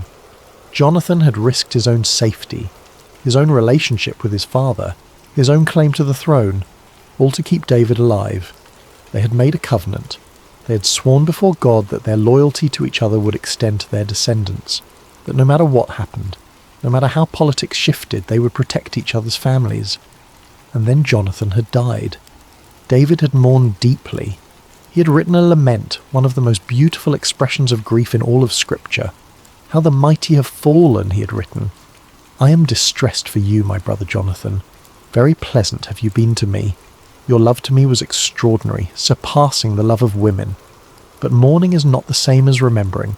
Grief is not the same as action. And for years David had been consumed with the demands of kingship, building a capital, establishing a government, fighting wars, consolidating power. There had been no time to dwell on the past, until now. One day, sitting in the palace, David turned to his servants and asked a question that no one expected. Is there anyone left from the house of Saul to whom I can show kindness for Jonathan's sake? The room grew quiet. The servants exchanged glances. Kindness to the house of Saul? Why would the king do such a thing? Saul had tried to kill him. Saul's family had been his enemies. Saul had driven him into the wilderness, forced him to live in caves, hunted him like an animal for years. And yet here was David, asking not about vengeance, but about mercy, not about eliminating threats, but about honouring a promise. It was unusual, it was unexpected, it was to the servant standing in that room almost incomprehensible. Kings did not usually ask such questions. Kings did not usually seek out the remnants of previous dynasties to bless them. The entire logic of royal succession argued against it. Safety demanded that old claims be extinguished, not nurtured. But David was not asking for political advice. He was asking about a covenant. He was asking about loyalty that transcended politics. He was asking about a promise he had made to his friend, and he intended to keep it. One of the servants spoke up. There was a man named Ziba, a former servant of Saul's household. He might know if anyone remained. David summoned him immediately. When Ziba arrived, he was nervous. Being summoned by the king was never a comfortable experience, especially for someone who had once served the previous dynasty. He entered the throne room cautiously, bowing low, keeping his eyes down. David did not waste time with pleasantries. "Are you Ziba?" "I am your servant," Ziba replied carefully. David leaned forward. "Is there anyone left from Saul's house? Anyone at all?" Ziba hesitated. This was dangerous territory to reveal information about. Surviving members of Saul's family could be seen as disloyalty to David. But to lie to the king was even more dangerous. He chose his words carefully. "There is still a son of Jonathan. He is crippled in both feet." The detail about the disability was deliberate. Ziba was making it clear that this was not a viable threat. A crippled man could not lead a rebellion. A crippled man could not rally an army. A crippled man posed no danger to the throne. But David's response was not what Ziba expected. David's face changed. For a moment the mask of kingship slipped, and there was just a man remembering his friend. Jonathan had a son. Jonathan's line continued. There was someone left to whom he could show the kindness he had promised. "Where is he?" David asked. Ziba swallowed. "In Lo-debar, at the house of Machir, son of Ammiel." Lo-debar, the middle of nowhere, the kind of place you went to hide, the kind of place you went when you were afraid. David stood. "Bring him to me." Chapter 5. The Summons. When the messengers arrived in Lo-debar, Mephibosheth's world tilted. It was an ordinary day. He was sitting in the courtyard of Machir's house, working on a small repair job, when he heard the commotion in the street. The sound of horses, the sound of voices, the sound of authority. His heart began to race even before he knew why. Machir came into the courtyard, his face pale. Behind him were men in the livery of the king, royal messengers, armed, official.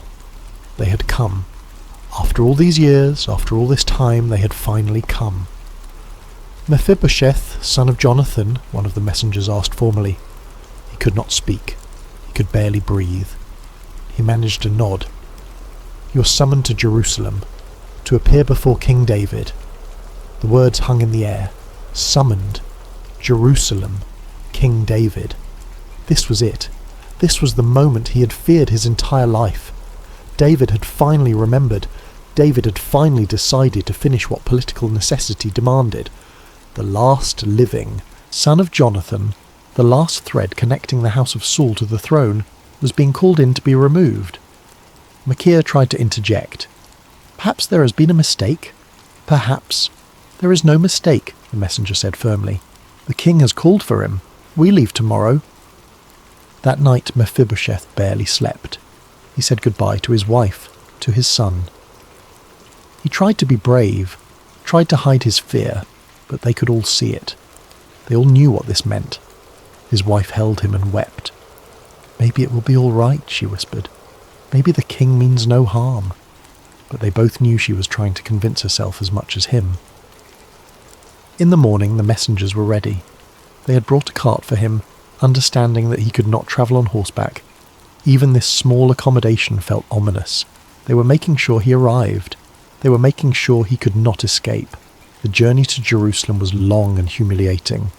Mephibosheth sat in the back of the cart, his twisted legs stretched out before him, his body jolting with every bump in the road. The messengers rode alongside, silent and professional. They did not speak to him. They did not explain. They simply escorted him, like a prisoner being transported to judgment. He watched the landscape change as they travelled. The barren hills of Lo-Debar gave way to more fertile land. They passed through villages and towns. They crossed rivers, and with each mile Jerusalem drew closer. He had never been to Jerusalem. He had been too young when his family fled. All he knew of it came from reports and stories. It was the city David had conquered, the city that had become the heart of the kingdom, the city where power resided. And now he was going there to die.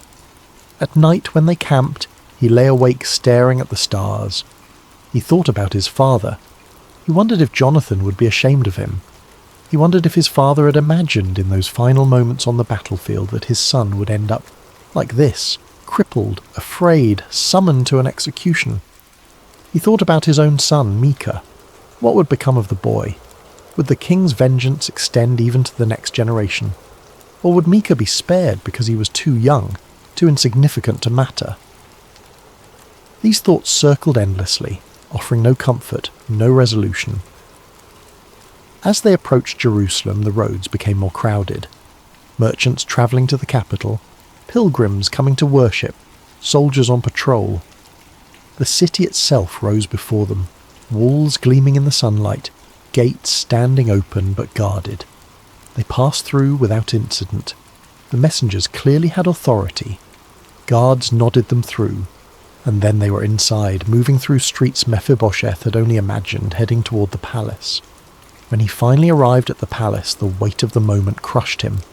The building was enormous, grand, intimidating. Everything about it spoke of power and permanence. This was not just a house. This was the seat of a kingdom. This was where decisions of life and death were made. The guards led him into the throne room. The walls were high. The ceiling echoed with voices. Courtiers and officials moved about, conducting the business of the kingdom. And at the far end of the hall, seated on the throne, was King David. Mephibosheth had never seen David before. He had imagined him countless times, imagined him as a giant, as a warrior, as a figure of terror. But the man on the throne looked almost ordinary, older than Mephibosheth expected. Lines on his face, grey in his beard, but the eyes. The eyes were what caught Mephibosheth's attention. They were intelligent, piercing. The eyes of someone who saw everything, and right now they were looking directly at him. Mephibosheth fell to the ground. He did not kneel gracefully. He collapsed, face down, arms outstretched, trembling. His legs, useless as always, splayed awkwardly beneath him. He could not look up. He could not speak. He simply waited for the sword to fall. The throne room continued its business around him, but he heard none of it. His entire world had narrowed to this moment, this spot on the floor, this final breath before the end. Then he heard footsteps. Someone was approaching, coming down from the throne, walking toward him. "Mephibosheth," a voice said gently. The sound of his own name startled him. It was not harsh. It was not angry. It was almost kind. He forced himself to speak, his voice barely audible. "I am your servant." Chapter 6. Mercy at the Throne.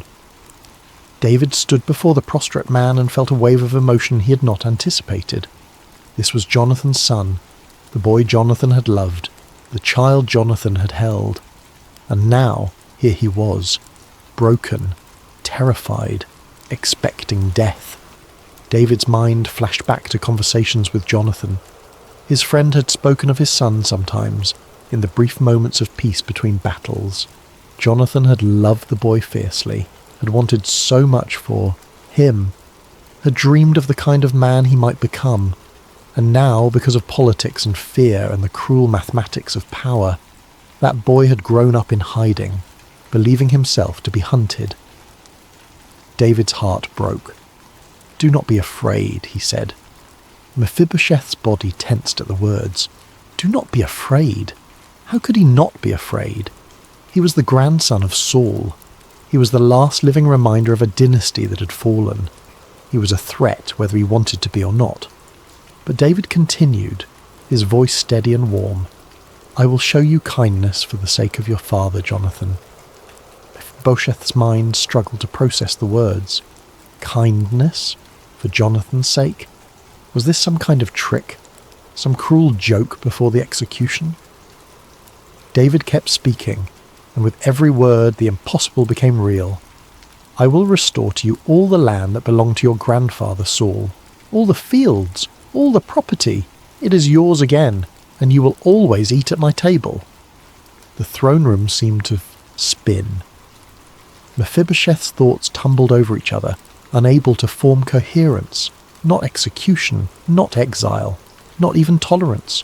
Restoration, invitation, a place at the king's table. Around the throne room, courtiers had stopped their conversations. Officials had paused their business. Everyone was watching. This was unprecedented. This was extraordinary. David motioned to his servants. "Help him up." Hands reached down, gently lifting Mephibosheth from the floor. He stood shakily, his legs barely supporting him, his whole body trembling. He looked at David, really looked at him for the first time. And what he saw in the king's face was not anger or calculation or political manoeuvring. It was genuine compassion. Mephibosheth bowed his head, his voice shaking. "What is your servant, that you should notice a dead dog like me?" The phrase was not false humility. It was genuine. In that moment, Mephibosheth believed every word. He saw himself as worthless, as beneath notice, as something to be discarded. A dead dog. That was how he understood his place in the world. A dead dog had no value. A dead dog could not serve. A dead dog was less than nothing, not even alive enough to be useful. That was how deeply shame had rooted itself in his identity. But David's face changed. He stepped closer, looking Mephibosheth directly in the eyes. "You are the son of my covenant brother," David said firmly. "You are Jonathan's son. That is who you are. And I made a promise." He turned to the assembled court. "Let it be known. Mephibosheth, son of Jonathan, is restored. All that belonged to Saul is his. He will live in Jerusalem, and he will eat at my table as one of my own sons." Then David called for Ziba. The servant appeared quickly, bowing low. David's instructions were clear and detailed. "You and your sons and your servants will work the land that belonged to Saul. The produce will support Mephibosheth and his household, but Mephibosheth himself will always eat at my table."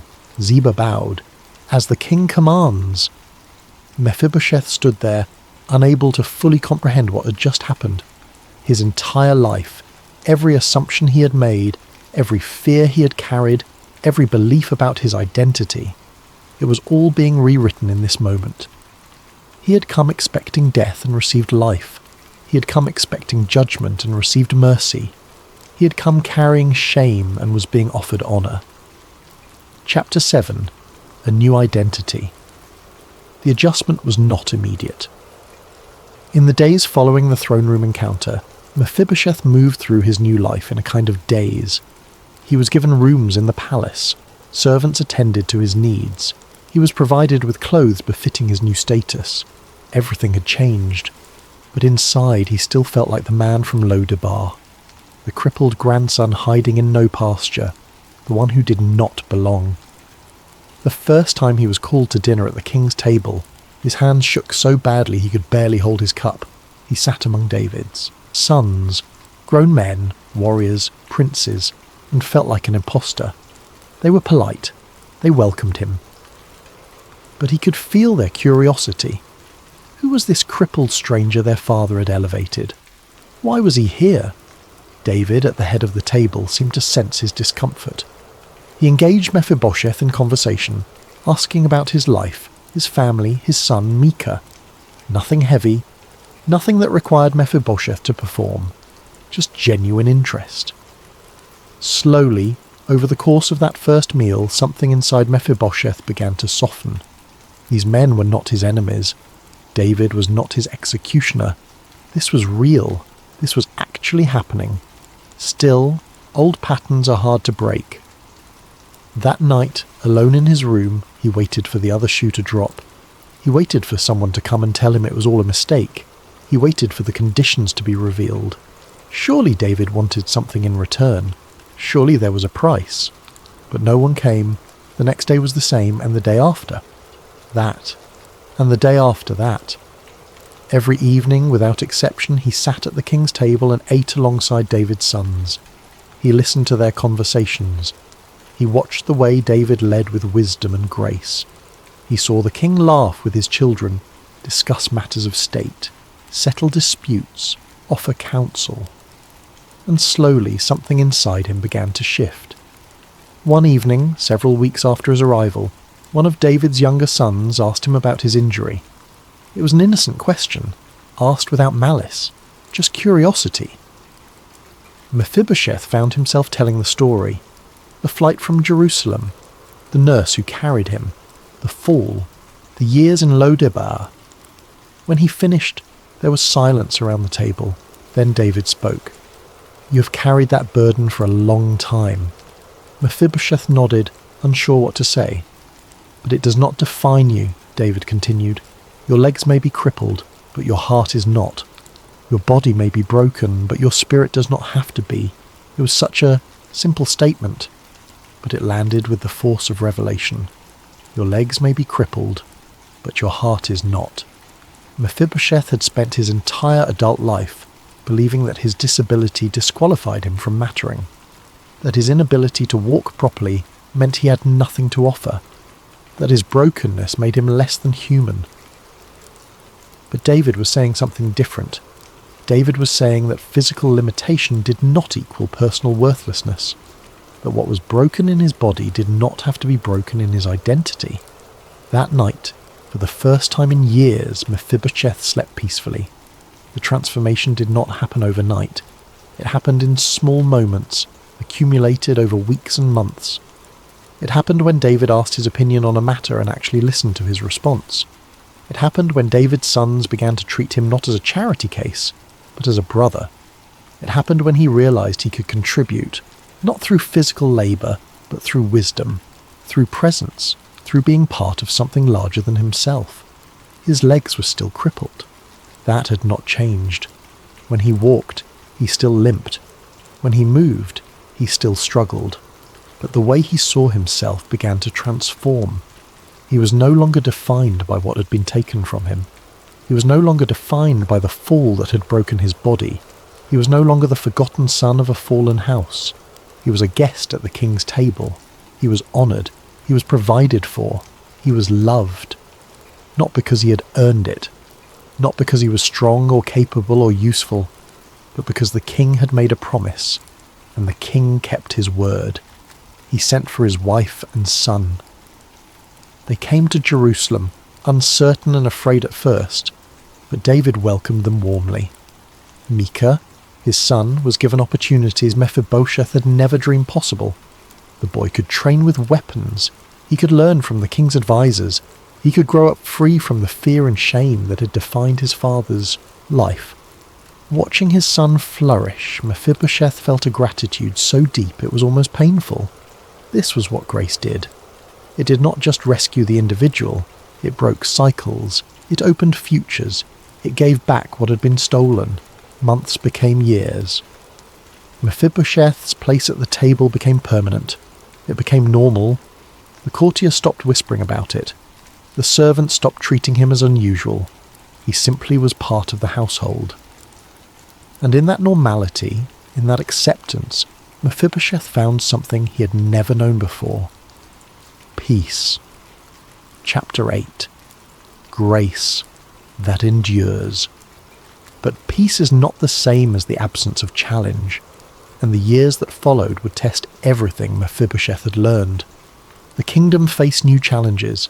David's reign, for all its success, was not without turmoil. His family life was complicated. His sons competed for favour, and eventually, inevitably, rebellion came. Absalom, David's son, was ambitious and charismatic. He was also angry at his father, at the way justice had been handled in certain matters, at feeling overlooked. That anger grew into conspiracy. Conspiracy grew into open rebellion. Absalom gathered an army. He positioned himself as the rightful king, the one who would bring justice and order. And shockingly, he gained support. Many in Israel, for various reasons, chose to follow him. David was forced to flee Jerusalem, again. Just as he had fled from Saul decades earlier, he now fled from his own son. It was a devastating blow, and it threw the entire kingdom into chaos. The political landscape became treacherous. Loyalties were tested. Old wounds reopened. Those who had been close to David had to make choices. Would they stay with the king in his exile, or would they hedge their bets, stay in Jerusalem, see which way the wind blew? In the midst of this chaos, Mephibosheth faced his own crisis. He wanted desperately to go with David. David had saved his life, had given him everything, had shown him mercy, beyond measure. Loyalty demanded that he stand with the king, but his legs would not allow it. David and his loyalists were moving quickly, travelling light, prepared to fight if necessary. Mephibosheth could not keep pace. He could not travel on horseback. He could not march with an army. He was once again limited by his body. He made arrangements to follow as quickly as he could. He prepared provisions. He gathered what he needed. But it would take time. He would be behind. He would be slow. And in that window of time, Ziba made his move. Ziba, the servant who had been managing Saul's lands on Mephibosheth's behalf, saw an opportunity. He went to David during the king's flight, bringing donkeys loaded with supplies, bread, wine, fruit. David was grateful. Supplies were desperately needed. "Where is Mephibosheth?" David asked. Ziba's answer was carefully calculated. "He has stayed in Jerusalem.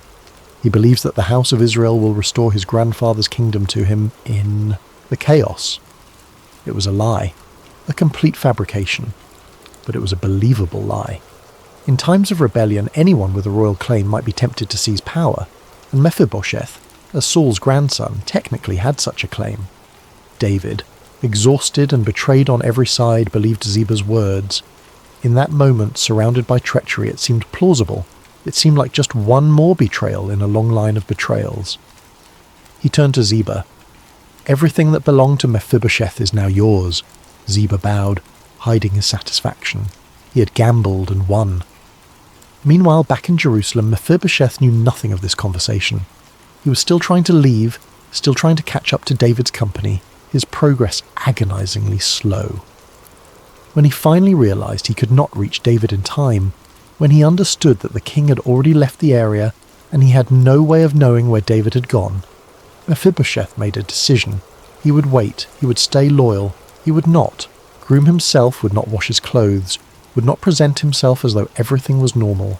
He would mourn David's absence, he would pray for the king's return, and he would trust that somehow, someday, the truth would be known. The weeks that followed were agony. Absalom controlled Jerusalem. His supporters filled the palace. The city that had become Mephibosheth's home was now occupied by those who opposed the man who had saved him. Every day was a test of faith. Every day required him to trust that David would survive, that David would return, that the grace he had been shown was real and permanent and not dependent on circumstance. Finally news came. David's forces had won. Absalom was dead. The rebellion was crushed. The king was returning to Jerusalem. Mephibosheth wept with relief. He prepared to meet David, but he did not change his appearance. He had not groomed himself the entire time David was gone. His clothes were unwashed. His hair was unkempt.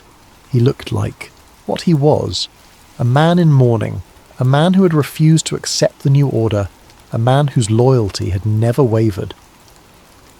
When David entered Jerusalem, Mephibosheth went out to meet him. He moved as quickly as his legs would allow, pushing through the crowds, desperate to see the king. David saw him coming, and the king's face hardened. "Mephibosheth," David said, his voice cold, "why did you not go with me?" The question hit like a physical blow. Mephibosheth's heart sank. What had happened? Why was David angry? "My lord the king," Mephibosheth said quickly, "my servant deceived me. I intended to come with you. I told him to prepare a donkey so I could ride with you, for your servant is lame, but he left without me, and then he slandered me to you." The pieces began to fall into place. Mephibosheth continued, his words tumbling out. "I know you are wise like an angel of God. I know you see truth. Whatever you decide, I will accept. You saved my life when I had no reason to expect anything but death. If you believe I betrayed you, then judge me. But know this, I have been loyal. I have mourned your absence. I have never stopped believing in you." David looked at him carefully. He saw the unwashed clothes. He saw the unkempt appearance. He saw the evidence of genuine mourning. Ziba had lied. Clearly. Completely. But the situation was complicated. David had already given Mephibosheth's property to Ziba as a reward. To reverse that completely would be to admit a serious error in judgment. It would be politically messy. It would open questions about David's discernment. David made a decision, perhaps not the perfect one, but a practical one. You and Ziba divide the land between you. It was not full justice, but it was something. It was a recognition that Mephibosheth had been wronged without completely humiliating Ziba or admitting the full extent of the mistake. Mephibosheth's response was immediate and telling. "Let him take it all," he said. "I am just glad. My lord the king has returned safely to his house." In that moment David saw what Mephibosheth had become. This was not the terrified, shame-filled man who had been brought before the throne years earlier. This was not someone clinging desperately to property or status. This was a man who had been transformed by grace. A man who understood that his worth was not tied to what he owned or what he was owed. A man whose identity was secure enough that he could release his rights without losing himself. Let him take it all. I am just glad you're back. That was the heart of a man who had learned what mercy meant, who had internalized grace so deeply that he could extend it to others, even to someone who had wronged him. David nodded slowly, seeing and understanding. Mephibosheth remained at the king's table. The land was divided as David had decreed, but it barely mattered. What mattered was the relationship. What mattered was the covenant. What mattered was that grace, once given, had proven itself to be unshakable. Even in political turmoil, even in betrayal and accusation, even when tested by circumstance and misunderstanding, the grace remained. Because grace is not based on performance, it is based on promise. And David had made a promise to Jonathan that transcended everything else. Epilogue. The table. Still set years later, when Mephibosheth was an old man, he would sit at David's table and remember. He would remember the fear, the years in Lodabar, the shame that had defined him, the certainty that he would die for the crime of being born into the wrong family. And then he would remember the throne room, the moment when David spoke mercy instead of judgment, the moment when everything changed. His legs never healed. He never walked without difficulty. The scars of his fall remained with him for the rest of his life. When he rose from the table each evening, he still needed assistance. When he moved through the palace, he still limped. But those scars no longer defined him, because grace does not erase the past. It redeems it. Grace does not pretend the pain never happened. It declares that the pain is not the end of the story. Grace does not require perfection. It offers a seat at the table anyway. In the ancient Near East, to eat at a king's table was not a casual thing. It was not just about food. It was a declaration of status. It was a statement of belonging. It was a promise of protection. It meant you were under the king's roof, under his provision, under his care. For Mephibosheth, it meant he was no longer the crippled grandson of a failed king. He was a son of David's household, not by birth, not by right, but by grace. The story of Mephibosheth spread throughout Israel. People told it to their children. They remembered the king who kept his covenant. They remembered the man who had been lifted from hiding and given a place of honour. And in the retelling, the story became more than just history. It became a picture of something deeper, something universal, something that spoke to the human condition itself. Because Mephibosheth's story is not unique. In a spiritual sense, it is everyone's story. We are all crippled, not necessarily physically, but in the ways that matter. We are broken by circumstances beyond our control. We carry shame for things that were not our fault. We hide in barren places because we believe we have nothing to offer. We expect judgment because we cannot imagine mercy. And into that fear, into that shame, into that hiding, comes a summons. Come to the table, not because you've earned it, not because you're strong enough or good enough or capable enough, not because you can walk without limping or contribute without limitation. Just come. There is a place set for you. There has always been a place set for you, not because of who you are, but because of who the King is. The King who keeps covenants, the King who remembers the forgotten, the King who looks at broken people and sees not dead dogs, but beloved children. Mephibosheth lived out his days in Jerusalem at David's table, a living testament to grace. His son Micah grew up free from the shame his father had known. The cycle was broken, the curse was lifted, and at the end of his life, when Mephibosheth looked back over the strange and merciful arc of his story, he understood something profound. The fall that had crippled him had not been the defining moment of his life.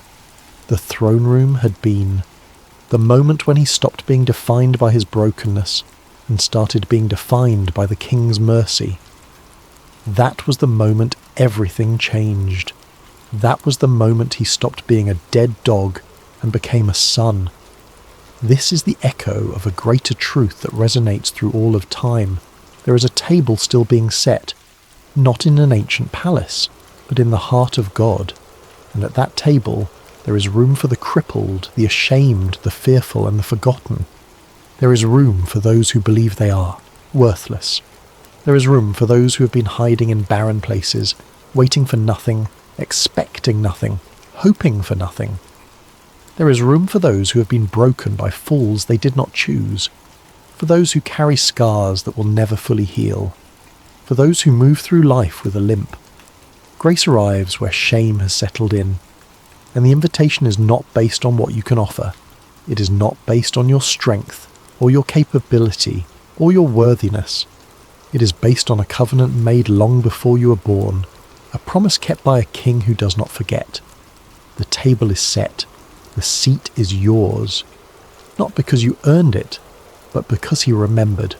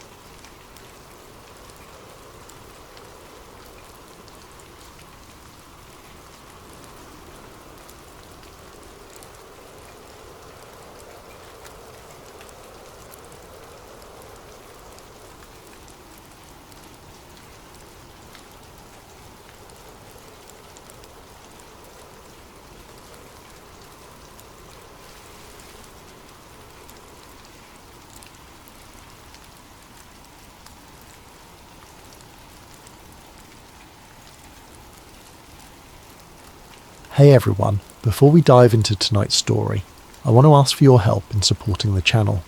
If you're enjoying this content, please consider using your hype points on this video. It helps the channel grow in ways you possibly can't imagine, and it means the world to us. If you're listening over on Spotify, leaving a review would be absolutely incredible and helps other listeners find these stories. Also, if you feel like it, drop a comment letting us know what time it is, where you are, and where in the world you're tuning in from. We absolutely love seeing where everyone is listening from. It's amazing to know this community spans the entire globe. And of course, if you enjoy the content and haven't already, please consider subscribing. It keeps us going and helps us bring you more stories like this one. All right, let's get into it. There are moments in life when everything changes in an instant. A letter arrives, a phone call comes through, a diagnosis is given. These are the turning points we recognise, the pivot moments that rewrite our stories. But what about the smaller losses? What about the moments when something ordinary slips through our fingers, literally, and we watch it disappear into circumstances beyond our control? What happens when the thing we lose isn't even ours to begin with? This is a story about iron and water, about responsibility and restoration, about a miracle so quiet that history almost forgot to record it. It takes place on the banks of the Jordan River, in a time when prophets lived in communities, when borrowed tools carried the weight of honour, and when one man's cry for help revealed something profound about the nature of divine intervention. Sometimes faith is tested not in great battles against enemy armies, or during moments of national crisis. Sometimes it's tested on an ordinary workday, beside a muddy river, when the axe head you borrowed flies off its handle and sinks into water too deep to see through. This is the story of Elisha and the floating axe head, and it begins, as many stories of faith do, with a community that had simply outgrown its space. Chapter 1. The Growing Community of Prophets. In the hill country of ancient Israel, during the 9th century before the Common Era, there existed communities of prophets unlike anything we might imagine today.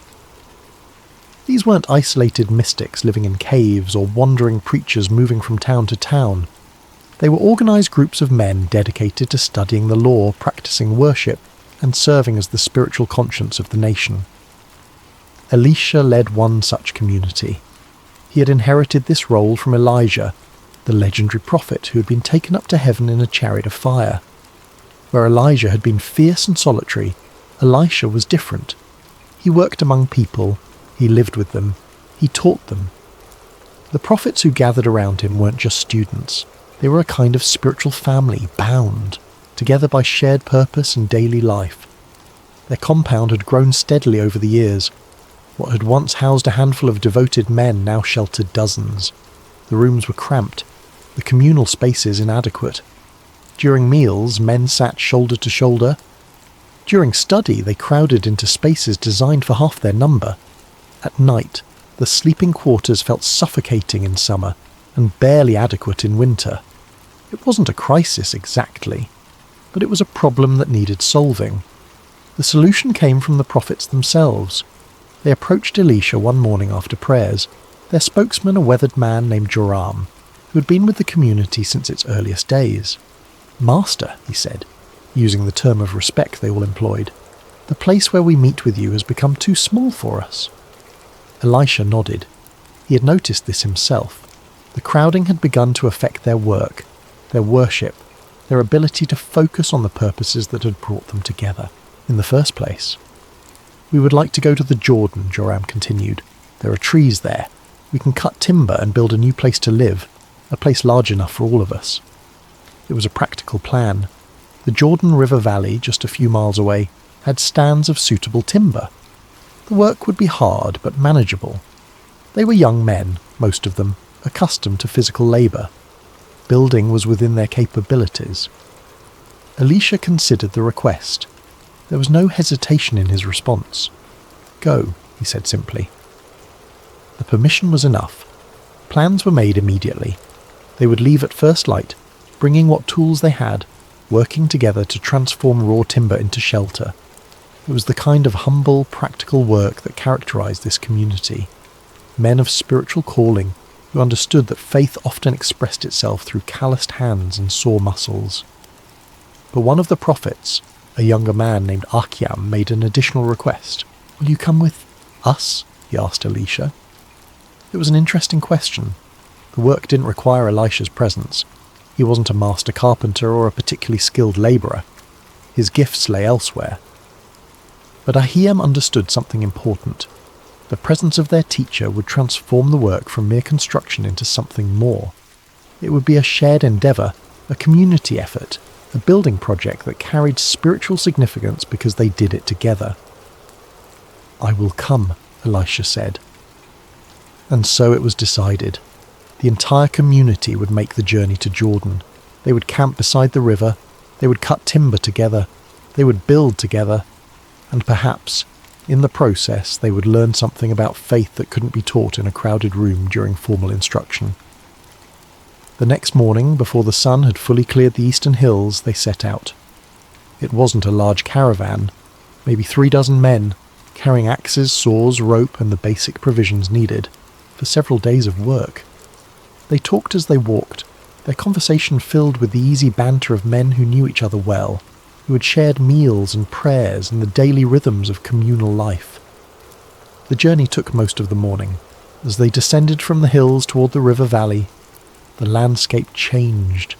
The air grew warmer, vegetation became more lush, and eventually they heard the sound that would become the backdrop to their work for the coming days, the steady rush of the Jordan River. The river itself was not particularly impressive to look at. It was muddy, winding, bordered by dense thickets of tamarisk and willow. But it was functional.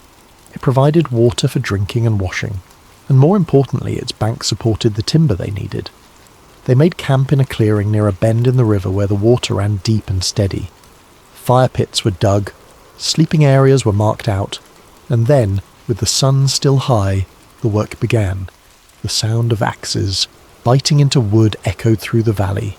Men worked in pairs, choosing trees, planning their fall, cutting through trunks with the steady rhythm of practiced labour.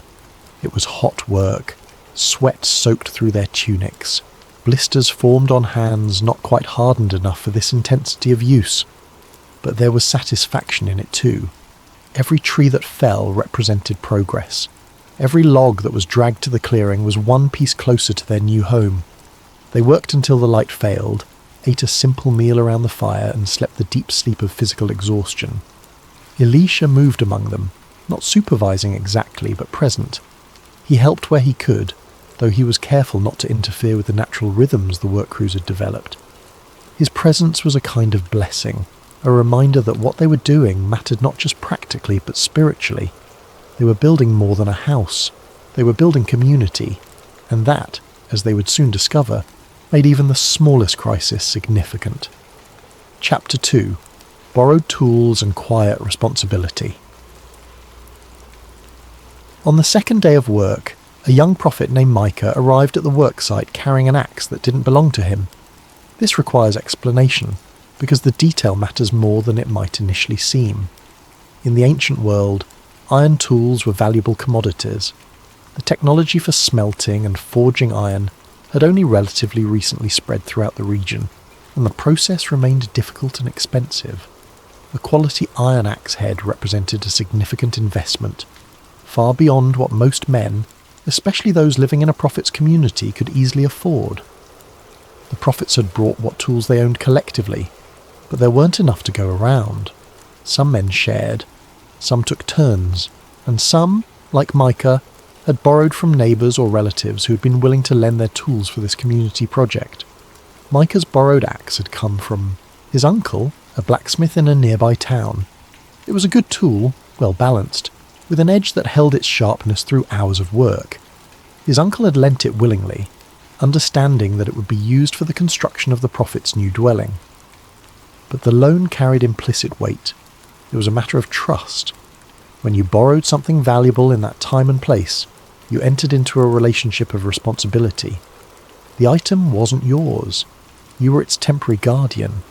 Its safe return wasn't just a practical matter. It was an issue of honour, of integrity, of the fundamental trustworthiness that held communities together. Micah understood this. Every time he picked up the axe, he felt the dual weight of the tool itself and the obligation it represented. He was careful with it. He didn't let others use it. When breaks came, he didn't leave it lying in the dirt, but set it carefully aside, handle up, where it wouldn't be stepped on or damaged. For a day and a half, everything went fine. He worked alongside a partner named Seth, cutting timber at a steady pace. They had developed a good rhythm, Micah's borrowed axe biting deep, Seth's saw following, the tree falling cleanly, the work progressing as planned. The morning of the third day started no differently than the previous days. Micah collected the axe from where he had secured it overnight. He tested the edge with his thumb, still sharp, still good. He and Seth walked to the section of riverbank where they had marked their next tree, a tall willow that would provide straight workable timber. The tree stood at the water's edge, its roots likely drawing moisture directly from the river. It would fall cleanly if they positioned themselves correctly. Micah found his stance, feet planted firmly, shoulders squared to the trunk. He drew the axe back and swung. The blade bit deep. Wood chips flew. He could feel the solid connection through his arms, the satisfying sensation of a well-aimed blow doing exactly what it was supposed to do. He drew back for another swing, and that's when everything changed. Chapter 3. The Accident at the River. The axe head had been secured to its wooden handle with a wedge, as was standard. The handle itself had been shaped to fit snugly into the iron head socket, and under normal circumstances this connection was solid and reliable. Axes had been made this way for generations. The design was proven. The method was sound, but nothing is permanent. Wood shrinks and swells with moisture and temperature changes. Wedges can loosen, and impacts repeated over hours of hard work can gradually stress connections that seem perfectly secure. Micah felt it the instant it happened. The weight distribution changed mid-swing. What should have been a fluid arc of force suddenly became unbalanced, wrong. The wooden handle was still in his hands, but the iron head was no longer attached to it. The axe head flew forward, spinning, through the air, still carrying the momentum of Micah's swing. Time seemed to stretch. He watched its trajectory, a dark blur of iron against the bright morning sky, tumbling end over end. For a brief moment, there was the possibility that it would land on the bank, that it would hit dirt or grass or wood, anywhere that would allow him to simply pick it up and continue working. But it didn't land on the bank. The axe head arced over the river's edge and dropped into the water with a splash that sounded obscenely loud in the sudden silence. Micah stood frozen, still holding the useless handle, staring at the spot where the iron had disappeared beneath the surface. The water was murky, clouded with silt, impossible to see through. The river ran deep at this point, deep enough that standing in it would put the water over a man's head. Seth, who had been preparing the saw for the next cut, looked up at the sound. His eyes went from Micah's stricken face to the handle without its head, and he understood immediately what had happened. "Did it?" Seth began. "It's gone," Micah said. His voice sounded strange in his own ears. It went into the water. They both stepped to the river's edge and looked down. The Jordan flowed past, indifferent, its surface showing no sign of what it had just swallowed. There was no glint of metal in the shallows, no way to mark the spot where the axe head had sunk. It could be resting on the bottom directly below where they stood, or it could have already been swept downstream by the current. Either way, it was gone. Micah felt something cold settle in his chest. This wasn't just an inconvenience. This wasn't just a delay in the work. This was disaster. The axe head didn't belong to him. He couldn't simply shrug and move on to another task. He couldn't write it off as the cost of doing business. His uncle had trusted him with something valuable, and he had lost it through what? Carelessness? Bad luck? It didn't matter. The result was the same. He would have to tell his uncle. He would have to explain that the tool was gone, irretrievable, lost to the depths of a river. And then what? Could he afford to replace it? Would his uncle demand compensation? Would this damage their relationship, introduce suspicion and distance where there had been trust? The practical questions spiraled into darker territory. What would the other prophets think? Would they see him as irresponsible? Would Elisha view this as evidence of poor character, of unsuitability for the serious spiritual work they were supposed to be doing? All of this flashed through Micah's mind in the seconds after the splash. The morning had been ordinary, the work progressing well, the day holding no particular significance. And then, in one moment, one swing of an axe, everything had changed. Seth put a hand on his shoulder. "We should tell the master," he said quietly. Micah nodded. There was nothing else to do. No point in staring at the water. No possibility of fishing out what was lost without help that he didn't have and couldn't imagine how to obtain. Together they walked back toward the camp, leaving the incomplete tree, leaving the riverbank, carrying only the empty axe handle and the weight of what had been lost. Chapter 4. A Cry for Help. They found Elisha near the centre of the work area, conferring with several of the older prophets about the construction plan. He looked up as Micah and Seth approached, and his expression shifted immediately. He knew these men well enough to read distress when he saw it. "Master," Micah said, and his voice cracked slightly on the word. He held up the wooden handle. "I've lost the axe head." Elisha's gaze moved from Micah's face to the handle and back again. He didn't speak immediately, letting the silence invite the full story. "It flew off while I was cutting," Micah continued. "It went into the river. It's gone." He paused, and then the crucial detail. "It was borrowed." Those 3 words carried everything. It was borrowed. Not mine to lose, lent in trust. Now gone. Elisha nodded slowly, understanding not just the practical problem but the deeper crisis this represented for the young prophet. He could see the shame in Micah's posture, the genuine anguish in his eyes. This wasn't about the interruption to the work. This was about honour, about trustworthiness, about the kind of character failure that felt irreparable.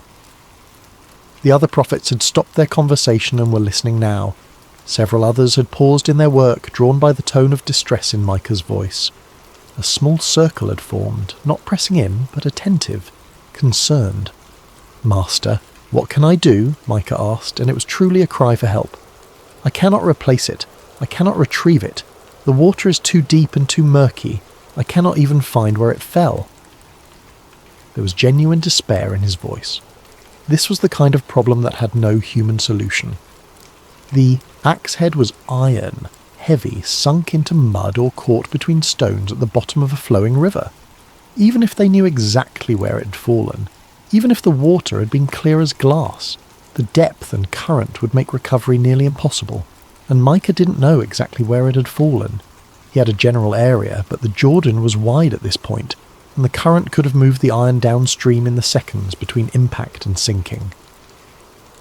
Elisha listened to all of this without interruption. When Micah finally fell silent, the prophet asked a simple question. Where did it fall? It was a practical question, not a rhetorical one.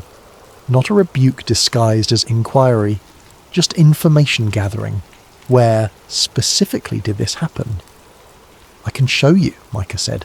"It's not far, but..." "Master, I don't see how..." "Show me," Elisha said. They walked back to the riverbank together, Elisha, Micah, Seth, and several others who had joined out of curiosity or concern. The morning had been productive until this point, but now work had essentially stopped. Everyone sensed that something significant was happening, though they couldn't have said exactly what. Micah led them to the tree they had been cutting. The marks of his axe blows were visible in the trunk, a series of deep cuts that had been progressing steadily until the moment of separation. He pointed to where he had been standing, demonstrated the angle of his swing, and indicated the approximate area where the axe head had entered the water. "There," he said. "Somewhere there, but it's deep, Master. I cannot see the bottom." Elisha stepped to the very edge of the bank and looked down into the water. The current moved past, brown and opaque. Tree branches from upstream floated by. The surface revealed nothing of what lay beneath. For a long moment, the prophet simply stood there looking at the water. The other men waited, unsure what to expect. Was this a teaching moment? Was Elisha about to deliver a lesson about carelessness or the importance of maintaining tools? Was he going to help Micah devise some plan for explaining the loss to his uncle? None of them anticipated what happened next. Chapter 5. Elisha's Simple Question. Elisha turned away from the river and scanned the surrounding area. His eyes settled on a fallen branch, not particularly large, perhaps as thick as a man's wrist and an arm's length long. He walked over to it, tested its weight, and seemed satisfied. "Here," he said. though he wasn't speaking to anyone in particular. Using a small knife he carried, he cut the branch from the tree it had fallen from, trimming away smaller offshoots until he had a relatively straight piece of wood. The action was methodical, almost meditative. There was no urgency in his movements, no sense of rush or anxiety. The prophets watched in confused silence. What was he doing? Surely he wasn't going to use a stick to try to fish out an iron axe head from a river too deep to wade in and too murky to see through. That would be absurd. Impossible. Elisha returned to the spot Micah had indicated. He held the stick in his right hand, testing its weight once more. Then, without ceremony, without any dramatic gesture or spoken prayer, he simply threw it into the water. The stick splashed down and bobbed on the surface, immediately beginning to drift with the current. For a moment, nothing else happened. The stick floated. The water flowed. The watching men glanced at each other uncertain, and then the surface of the river broke. Something rose from the depths. Dark, metallic, impossible. The axe head appeared, floating on the water's surface as if iron had suddenly forgotten its nature, as if the fundamental laws governing weight and buoyancy had momentarily suspended themselves. Several of the prophets gasped. Micah made a sound that was half laugh, half sob. The axe head bobbed gently on the current just a few feet from the bank, riding the water like a piece of cork. "Pick it up," Elisha said calmly. Micah didn't hesitate. He dropped to his knees at the water's edge, reached out and grabbed the floating iron. His fingers closed around metal that should have been resting in mud at the bottom of the river. He lifted it clear of the water, solid, heavy, real. The axe head dripped river water onto the bank. Its edge was still sharp. Its socket was undamaged. It was exactly as it had been moments before it flew from the handle, except that it had just done something iron could not do. It had floated. Micah turned to Elisha, still holding the recovered tool, his face a mixture of shock and overwhelming relief. "Master, I don't understand. How?" But Elisha was already walking back toward the camp, his part in this completed. The stick he had thrown still floated downstream, already disappearing around a bend in the river. There would be no explanation, no theological lecture, no detailed description of the mechanism behind what had just occurred. The miracle had served its purpose. The lost had been found. The borrowed had been preserved. The work could continue. Seth helped Micah to his feet. Together they examined the axe head, turning it over in their hands as if looking for some sign of what had just happened. Some mark that would explain its impossible journey from riverbed to surface. There was nothing. It was just an axe head. Iron and practical and ordinary in every way, except for the fact that, moments ago, it had defied everything they knew about how the physical world worked.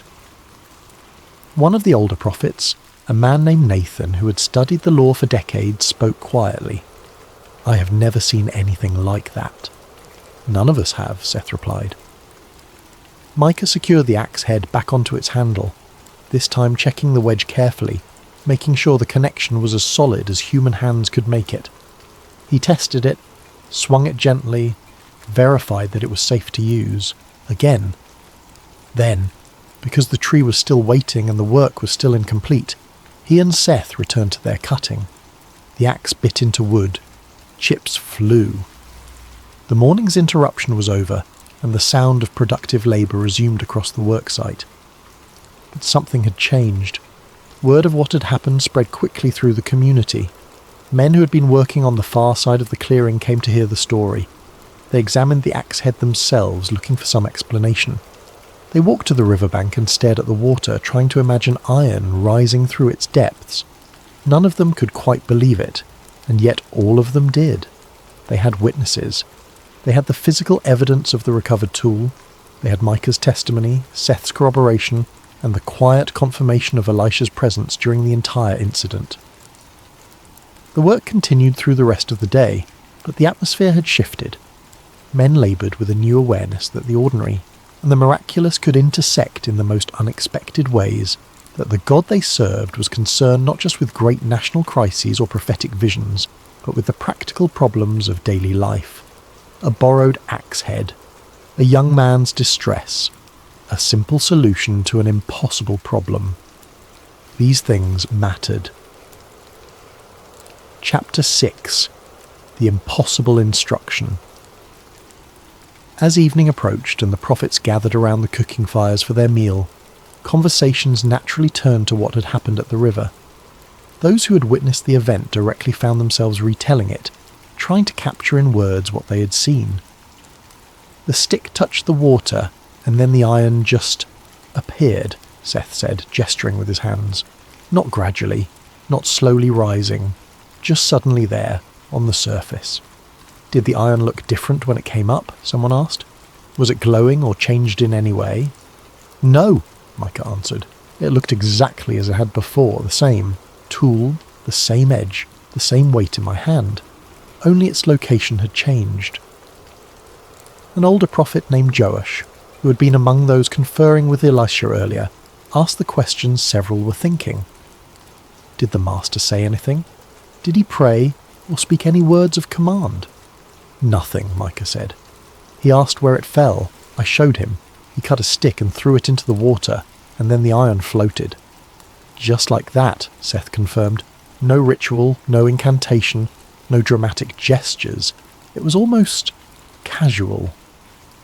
This bothered some of them, though they struggled to articulate why. They had been trained to think of miracles as momentous events, accompanied by prophetic declarations and visible manifestations of divine power. But this had been quiet, brief, almost mundane in its execution, despite being utterly impossible in its result. Elisha himself said nothing about it.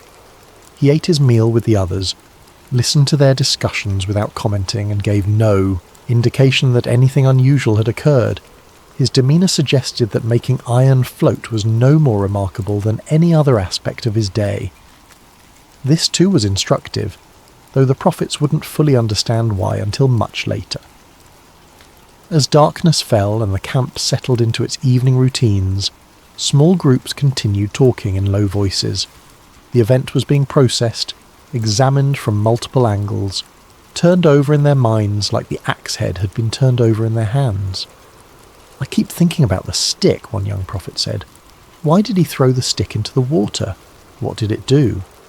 Maybe it marked the spot, another suggested, showed the precise location where the iron had fallen. But it didn't stay in place, the first pointed out. It floated downstream. If it was just a marker, wouldn't he have used something that would sink and stay put?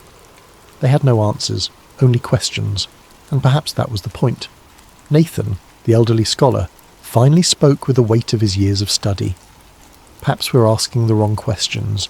We want to know how it happened, what mechanism was employed, what formula or force made the iron rise. But those aren't the questions that matter. What questions matter then? Someone asked. Why it happened at all, Nathan said. The master could have told Micah to accept the loss, to learn a lesson about tool maintenance, or to work out some arrangement with his uncle for compensation. Those would have been reasonable responses, but instead he chose to intervene. Why? The circle fell silent, considering this. Because the iron mattered, Micah said quietly. Not because it was valuable, though it was, but because it was borrowed, because it represented trust, because losing it caused genuine distress, and that distress was worthy of attention. Even though it was small, Seth added, even though it was just one tool among many, even though the work could have continued without it. Exactly, Nathan said. The lesson isn't in how iron was made to float. The lesson is that no problem is too small, no crisis too insignificant to bring before God, even a borrowed axe head.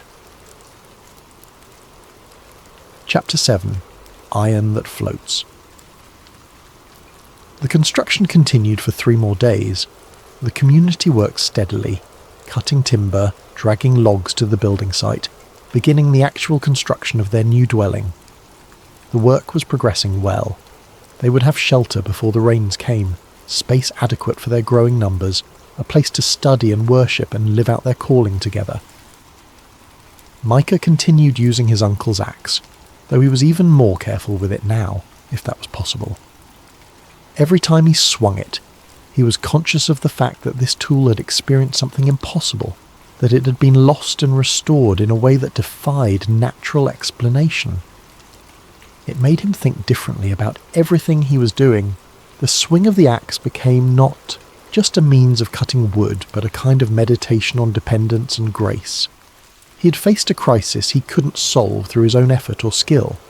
The solution had come from outside himself, through power he didn't understand, applied in a way he couldn't have anticipated. All he'd been able to do was cry out for help and then reach out to receive what was offered. The other prophets noticed the change in him. There was a quieter confidence about Micah now, a deeper settledness. The incident had affected him profoundly, though he struggled to articulate exactly how. On the 4th day after the miracle, as they were raising the main support beams for their new building, Elisha gathered the community together for evening instruction. This was their custom, to end each day of physical labour with a time of teaching and reflection. They sat in a circle around the central fire. The night was clear, stars beginning to appear in the darkening sky. The temperature was pleasant, after the heat of the day. It was one of those moments when the physical and spiritual seemed to align, when the setting itself contributed to a sense of God's presence. Elisha didn't immediately begin teaching. He let the silence settle, let the men transition from the activity of building to the receptiveness of learning. Finally he spoke. "You've been talking about what happened at the river," he said. It wasn't a question. Several prophets nodded. Of course they had been talking about it. How could they not? "You want to understand it," Elisha continued. "You want to know how it worked, what made it possible, what spiritual principle was being demonstrated." More nods. "Yes, exactly." "But I want you to understand something else," the prophet said. "I want you to understand where miracles fit in the life of faith." He paused, organizing his thoughts, and then continued. "We serve a God who parted the Red Sea so our ancestors could escape slavery, who brought down the walls of Jericho with a shout, who sent fire from heaven to consume a sacrifice and prove his reality against the prophets of Baal. These are the great miracles, the ones that shape history, that demonstrate divine power on a scale that nations cannot ignore." The prophets listened intently. They knew these stories. They had studied them, taught them, built their understanding of God's nature around them. "But," Elisha said, "we also serve a God who cares about a borrowed axe head, who responds to a young man's distress over a lost tool, who intervenes in the ordinary problems of daily life with the same power that divides seas and brings down walls." He looked around the circle, making sure they were following. The miracle at the river wasn't about demonstrating power. It was about demonstrating care. It was about showing all of us, that nothing is too small to bring before God. No crisis too insignificant. No loss too minor to matter. Micah felt his throat tighten. He hadn't thought of it in exactly those terms, but he recognized the truth in Elisha's words. Micah lost something that wasn't his, Elisha continued. He felt responsible. He felt the weight of that responsibility as a kind of failure, a character flaw, a crisis that defined him in that moment, and he cried out, not with great eloquence or theological precision, but with genuine need. The prophet leaned forward slightly. That cry was heard. That need was met, not because Micah deserved it or had earned it through his spiritual disciplines, but because God is attentive to his people in all circumstances, great and small. "Master," Nathan ventured, "are you saying that we should expect miracles for every problem we face?" "No," Elisha said immediately.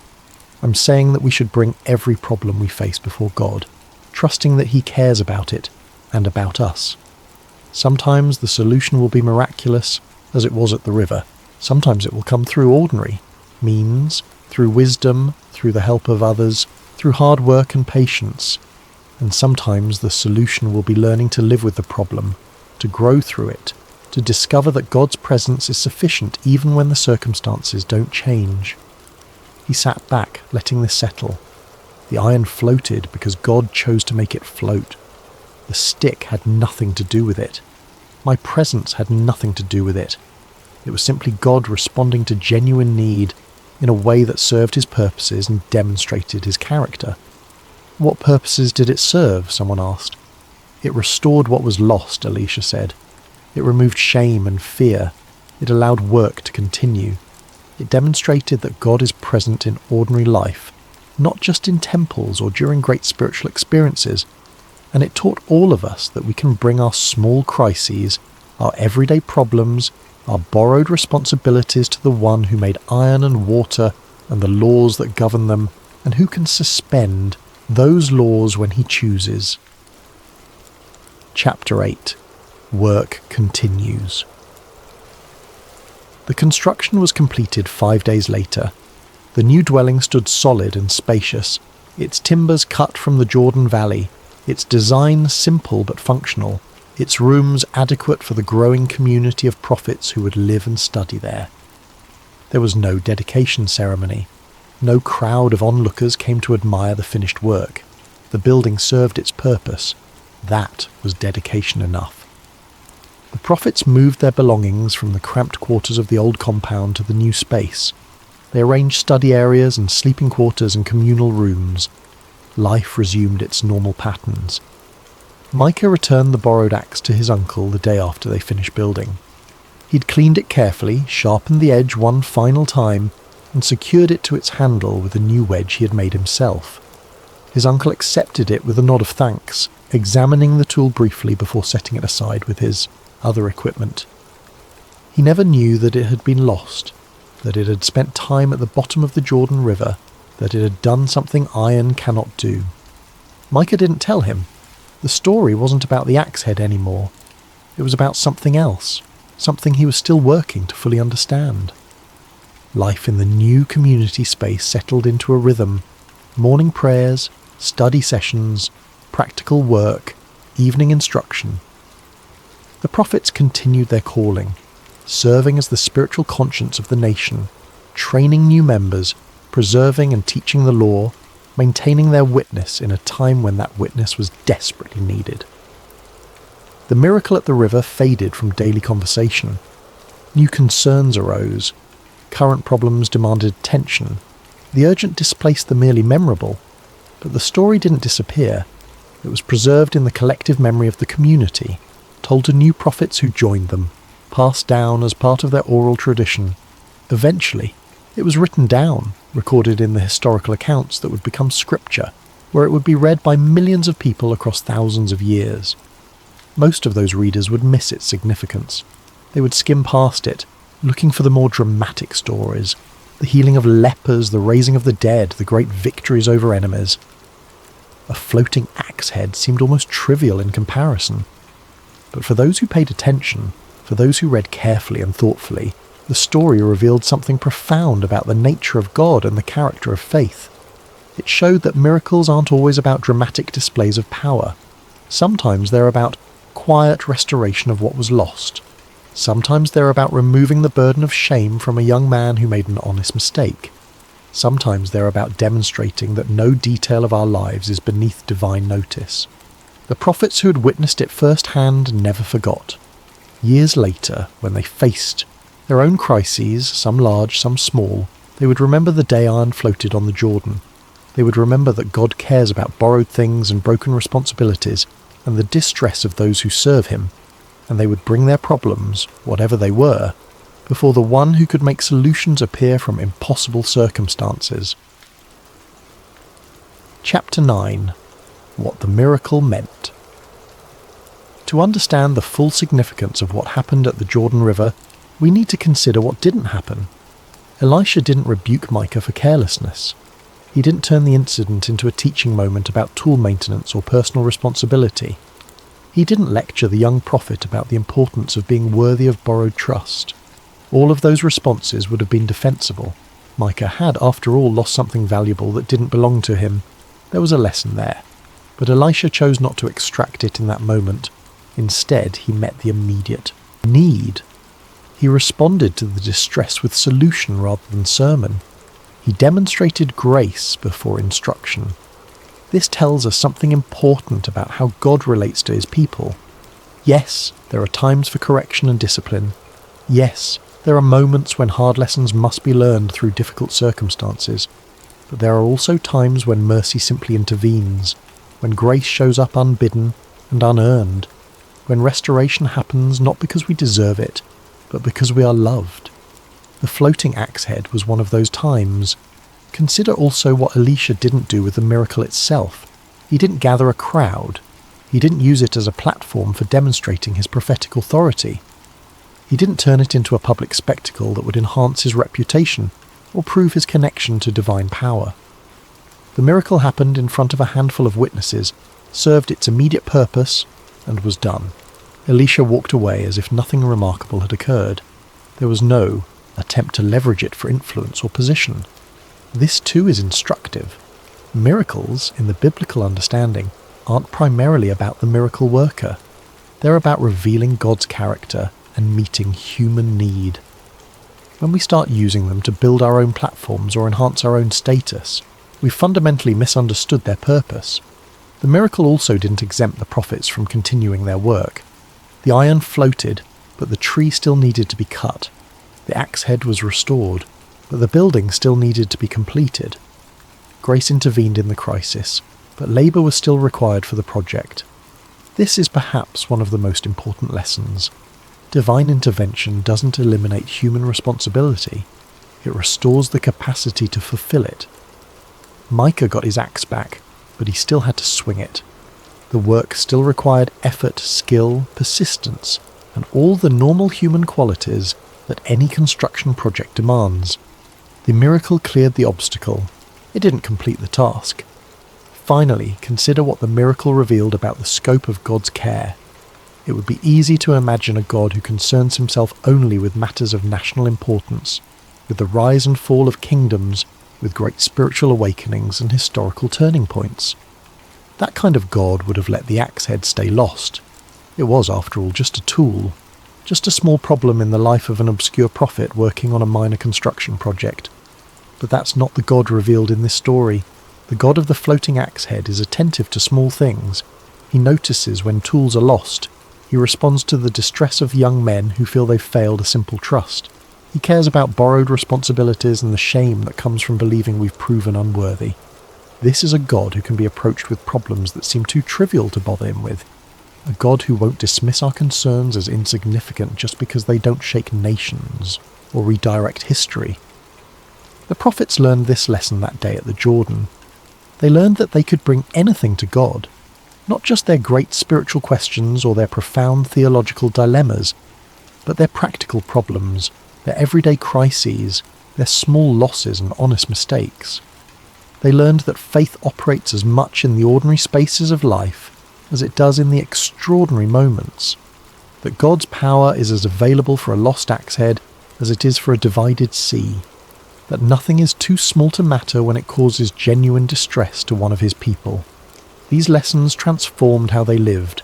They became men who brought everything to God, their work, their relationships, their doubts, their failures, their small victories and minor setbacks. They learned to live in constant awareness of divine presence, not just during formal prayer or study, but during the mundane activities of daily life. And in learning this, they became more fully human. Because humans were designed to live in relationship with God, to bring all of life, all of it, into that relationship, the sacred and the secular, the profound and the trivial, the great crises and the small losses. All of it matters because we matter, because God doesn't love us only when we're doing important things or facing dramatic challenges. He loves us in the ordinary moments too, in the work crews beside muddy rivers, in the panic of lost tools and borrowed responsibility, in the relief of restoration, and the gratitude of grace received.